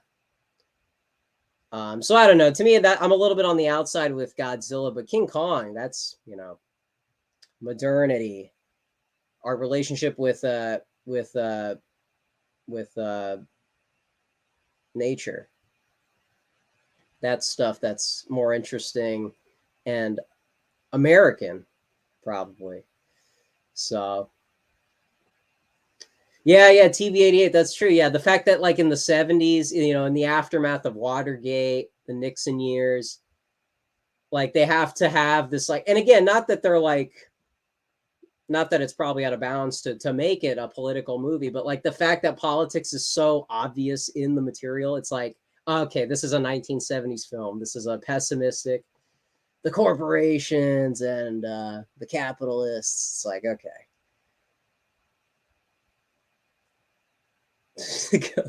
The Peter Jackson King Kong coincided with the Burger King promoting the double whop. You know what? I know Richard just dropped a pretty heavy take on the underreported take on 2001. But you know what? I think this might be a more obscure take on American media. I'm snatching. Oh, I'm so glad I didn't stop the stream. Thank you for these questions. We wouldn't have gotten to these comments. Snatching Lon and taking her to the top of the Empire State Building, whether she likes it or not. Hey, man, some might say that's barbaric. Some might say that's a little pre-modern. That's something you might find in a Pulp Fiction novel. But actually, it's just good old romance. You know, it's just good old. Oh, my goodness. Man. Coolest stream in a long time. My goodness. Thanks to the fans. The fans make the show. We don't judge movies by their fast food promotions anymore. I guess not. Talk about post-modernity. Tell Jordan Peterson to get on this. I appreciate. Oh, thank you, laughing. Yeah. I hope it's not too try hard. I don't mean to turn this into like my philosophy class, but Jack, I know Jack was talking about it's a little odd to be talking about movies in this way, but honestly, it seems like a lot of the stuff we learn about politics, the nature of power, and some of the common personality patterns that you see, it's instead of just like reading a bunch of books and then applying those archetypes to the authors and the political movements that they came from, it seems like in the art world, in, you know, directors we're familiar with, in, you know, like Spencer trying to decode or decode the, you know, people make it out like Kubrick is this you know, role model type figure, but really, I mean, if we can narrow down his philosophy to something as pretty hollow as Oliver Stone, then we can kind of like remove the mask, you know, this Wizard of Oz, look behind the curtain. You know, some of these figures are just not as you know, philosophically heavy as people might think it. You know, I know to us, like someone was saying when they were a kid, you know, the Fifth Element was this, you know, something they liked, but, you know, Scott Greer rewatched it and he had a different take. To me, that's not squandering the film. It's like you understand it with more context. You know, it's easy to watch. It's easy to be dazzled by you know, the stuff that you watch growing up. But, you know, to me, it's not a big deal to disavow some of it if it's like subversive or this and that. Post modernity. Yeah, yeah. I'd say we're approaching post modernity. Post ironic, postmodern surrealist. Yeah, all of that stuff. What did the Will Smith Wild oh my goodness, Wild Wild West Burger King glasses say about America? You know what? I don't know. That's a tall order. No pun intended. That's a tall order. Man. So Janie, what? Janie E was in that, right? I forgot Noemi. I forget Noemi. Janie E? What?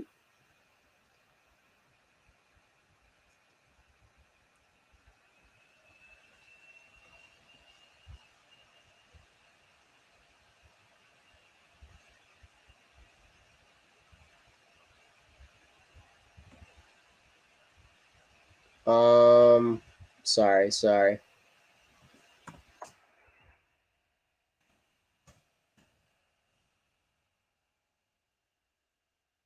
Not sure.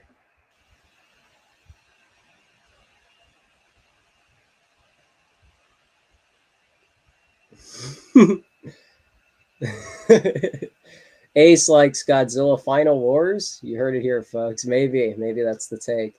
Godzilla 1998. Yeah, that was Roland Emmerich, right? Gosh. Yeah, I don't know. That looked kind of boring. They made the Godzilla like Jurassic Park. They made it like a dinosaur or like a lizard dinosaur type. Turning ourselves schizophrenic in real time. Yeah. There you go. Talk about this is what political theory does to a nibba.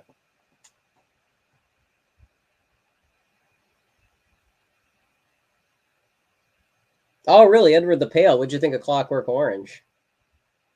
That would be interesting. What's your take? Because honestly, it's like immoral to take away, to like brainwash someone into taking away like human. You know, you're supposed to voluntarily choose away from sin. So, you know, I actually don't think it's very based to what happened to Alex is actually like probably immoral. The idea that, you know, like effectively to like eliminate crime using the state, I think that's based, but to like take away a part of a person to do that, that's probably because you're like disrupting nature, you're disrupting the body. So I don't know. Am I being too sympathetic here? But what did you think, Edward? What was your take on?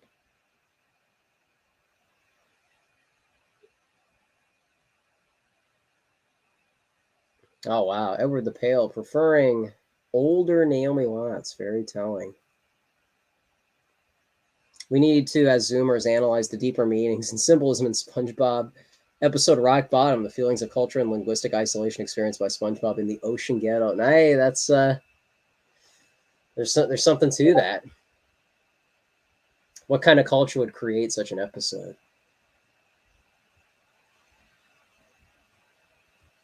Well, anyways, Edward the Pale. If you have a take on Clockwork, and anybody else, any final questions? I know I said that like 20 minutes ago, but you guys gave us some content, so.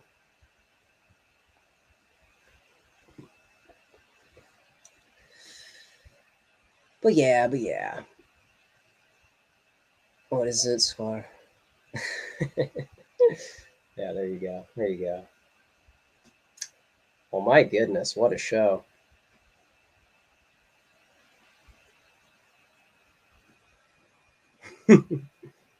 Still talking to Carlsbad? No. I don't keep in consistent contact with Carlsbad. No, I don't know what he's up to. I love that guy, man.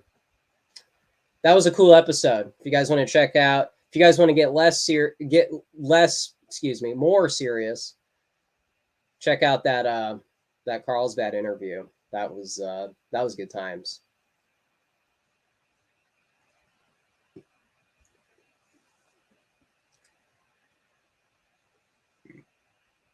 Oh man. Well, all right. What do you guys think?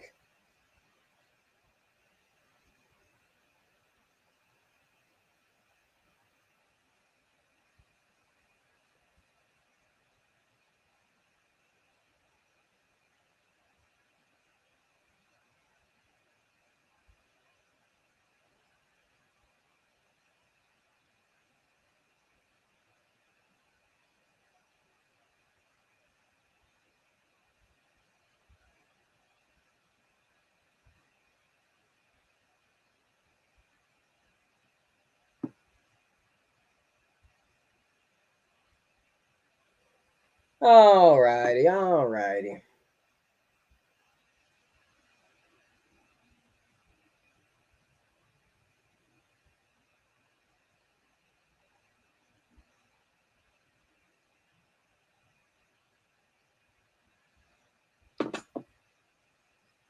Carlsbad doesn't like Hegel, but good episode. yeah, maybe that's. I don't know. I don't know the proper distinctions between Holler and Hegel, so I don't want to give a take. I don't want to make a judgment call. Clockwork take will have to be postponed. My dog's chasing. Yeah, hey, message me, Edward. I know you got my Twitter.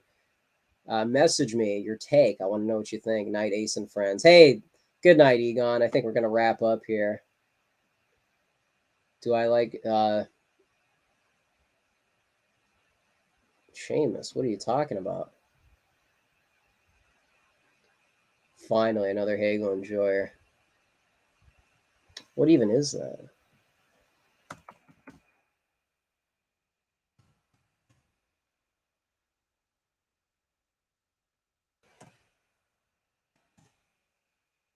Oh, is this food? Like cucumbers? Is that what this is? Seamus? Am I saying your name right? Sorry. Correct me if I'm wrong. Thoughts on the first Dirty Harry movie? I think I saw that years ago or over 2 years ago. I don't know. I didn't really remember it. That might be my fault too.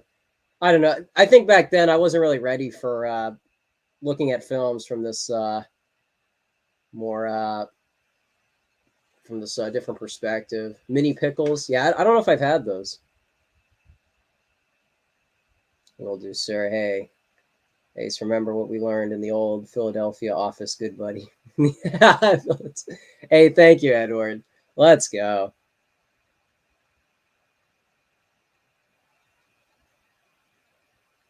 I like how the liberal. Wait, what is that a reference to? I like how the liberal. Oh, lived in a nice house away from the city and crowd. That's funny. Final Wars was a part guys. It's part guys in suit Godzilla film and cringe leather trench coat cool guys. I like to know. Okay, interesting. Thank you, Brian. I'll be on the lookout for future streams. Glad I caught the end of this one. Hey, thank you, Laugh, and I appreciate you, man.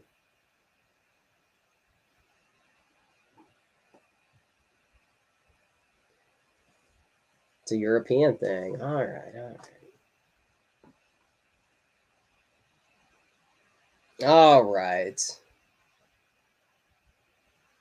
Well, well, well. Well, hey, thank you guys. Thank you guys for tuning in. Appreciate it. Fun times. If you're on Instagram and you tuned into this stream from Instagram, let me know. I'm just curious. I'm curious who is here, who clicked on this video from that story. I want to know who's here. Who's here? It says there's 20 people, and I'm just curious. I'm glad the audience could care enough to tune in. So, you taking a Greyhound to Chi-Town? No, I'm going to take a flight. And hey, you on Twitter, for updates, guys. Check out the Twitter. The Twitter's more consistent than the YouTube channel. I think you guys would appreciate it. So, for those that aren't on Twitter, I know I've probably said that a lot tonight, but it's a very, very interesting place to be. Don't take it so serious. And we can link up if you guys want to message me or anything, man. Thanks for the stream. Hey, thank you. Thank you, Brian. Thank you, Jack, man. Thank you, Jack. Seamus, yes. Okay, thank you. Thank you, Seamus. Zhang, first time catching live. Oh, thank you, man. Well, hey, welcome aboard, man. Well, all right. Well, all right. Is that it? I'll have to pick my 5 body counts now. Just remembered. Hey, whatever you got to do, Fahrenheit. All righty. The Celtic warrior? What are you talking about, Jack? What do you mean? What do you mean? What do you mean by that, Jack? Well, here, let me say my thank yous, man. You guys are the show. Rare Bits, Fahrenheit, Egon, The Laughing, Subject to Change, TB88, of course, Brian E.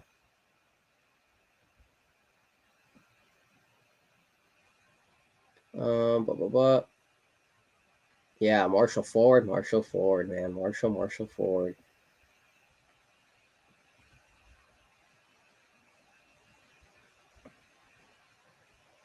My goodness.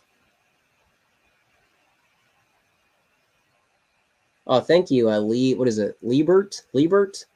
Thank you for that. Appreciate it. Yeah, I did not see the Mario movie. Richard Crook.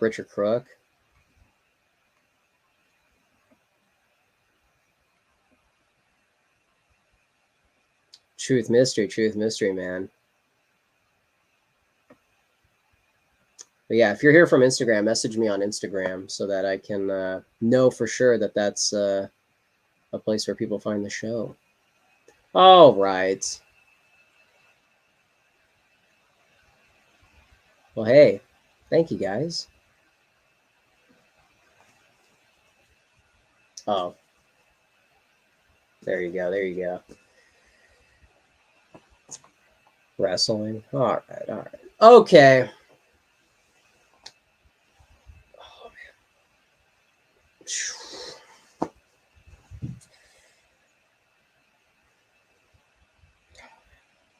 Well.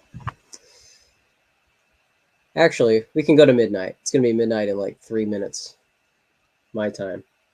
So we can get to the midnight and then can close up shop. And thank you guys, man. I'm glad you guys can keep me company on a Monday night. People probably got work, and this show should never get in the way of work. But yeah, I'll. When is the next stream? TB88? I'm not sure. I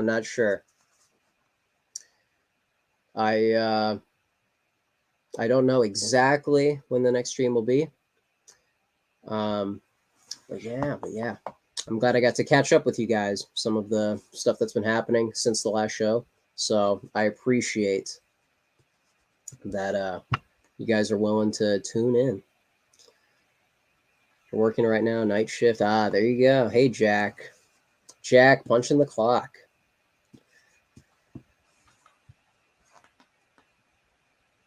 Well. So, all right. Well,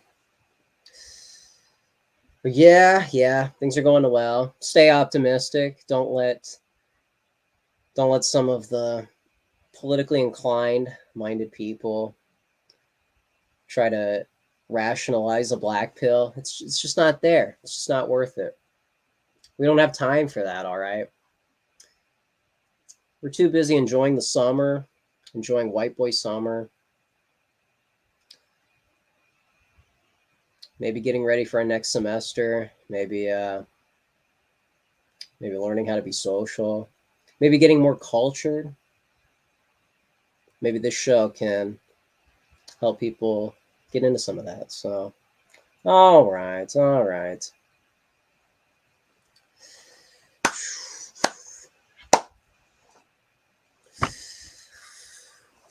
Man, oh man.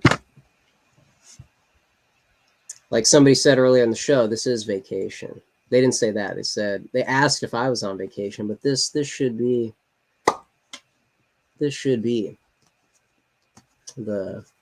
qualify as vacation. Free time. Free time with friends. Free time with my internet friends. Alrighty. Well, thank you guys for tuning in. Stay tuned on the Twitter for content. It's more consistent than the YouTube channel. And getting ready for election season. We'll see. We'll see what happens. But remember to stay optimistic. White pills for the summer, for the year. And take it easy, guys.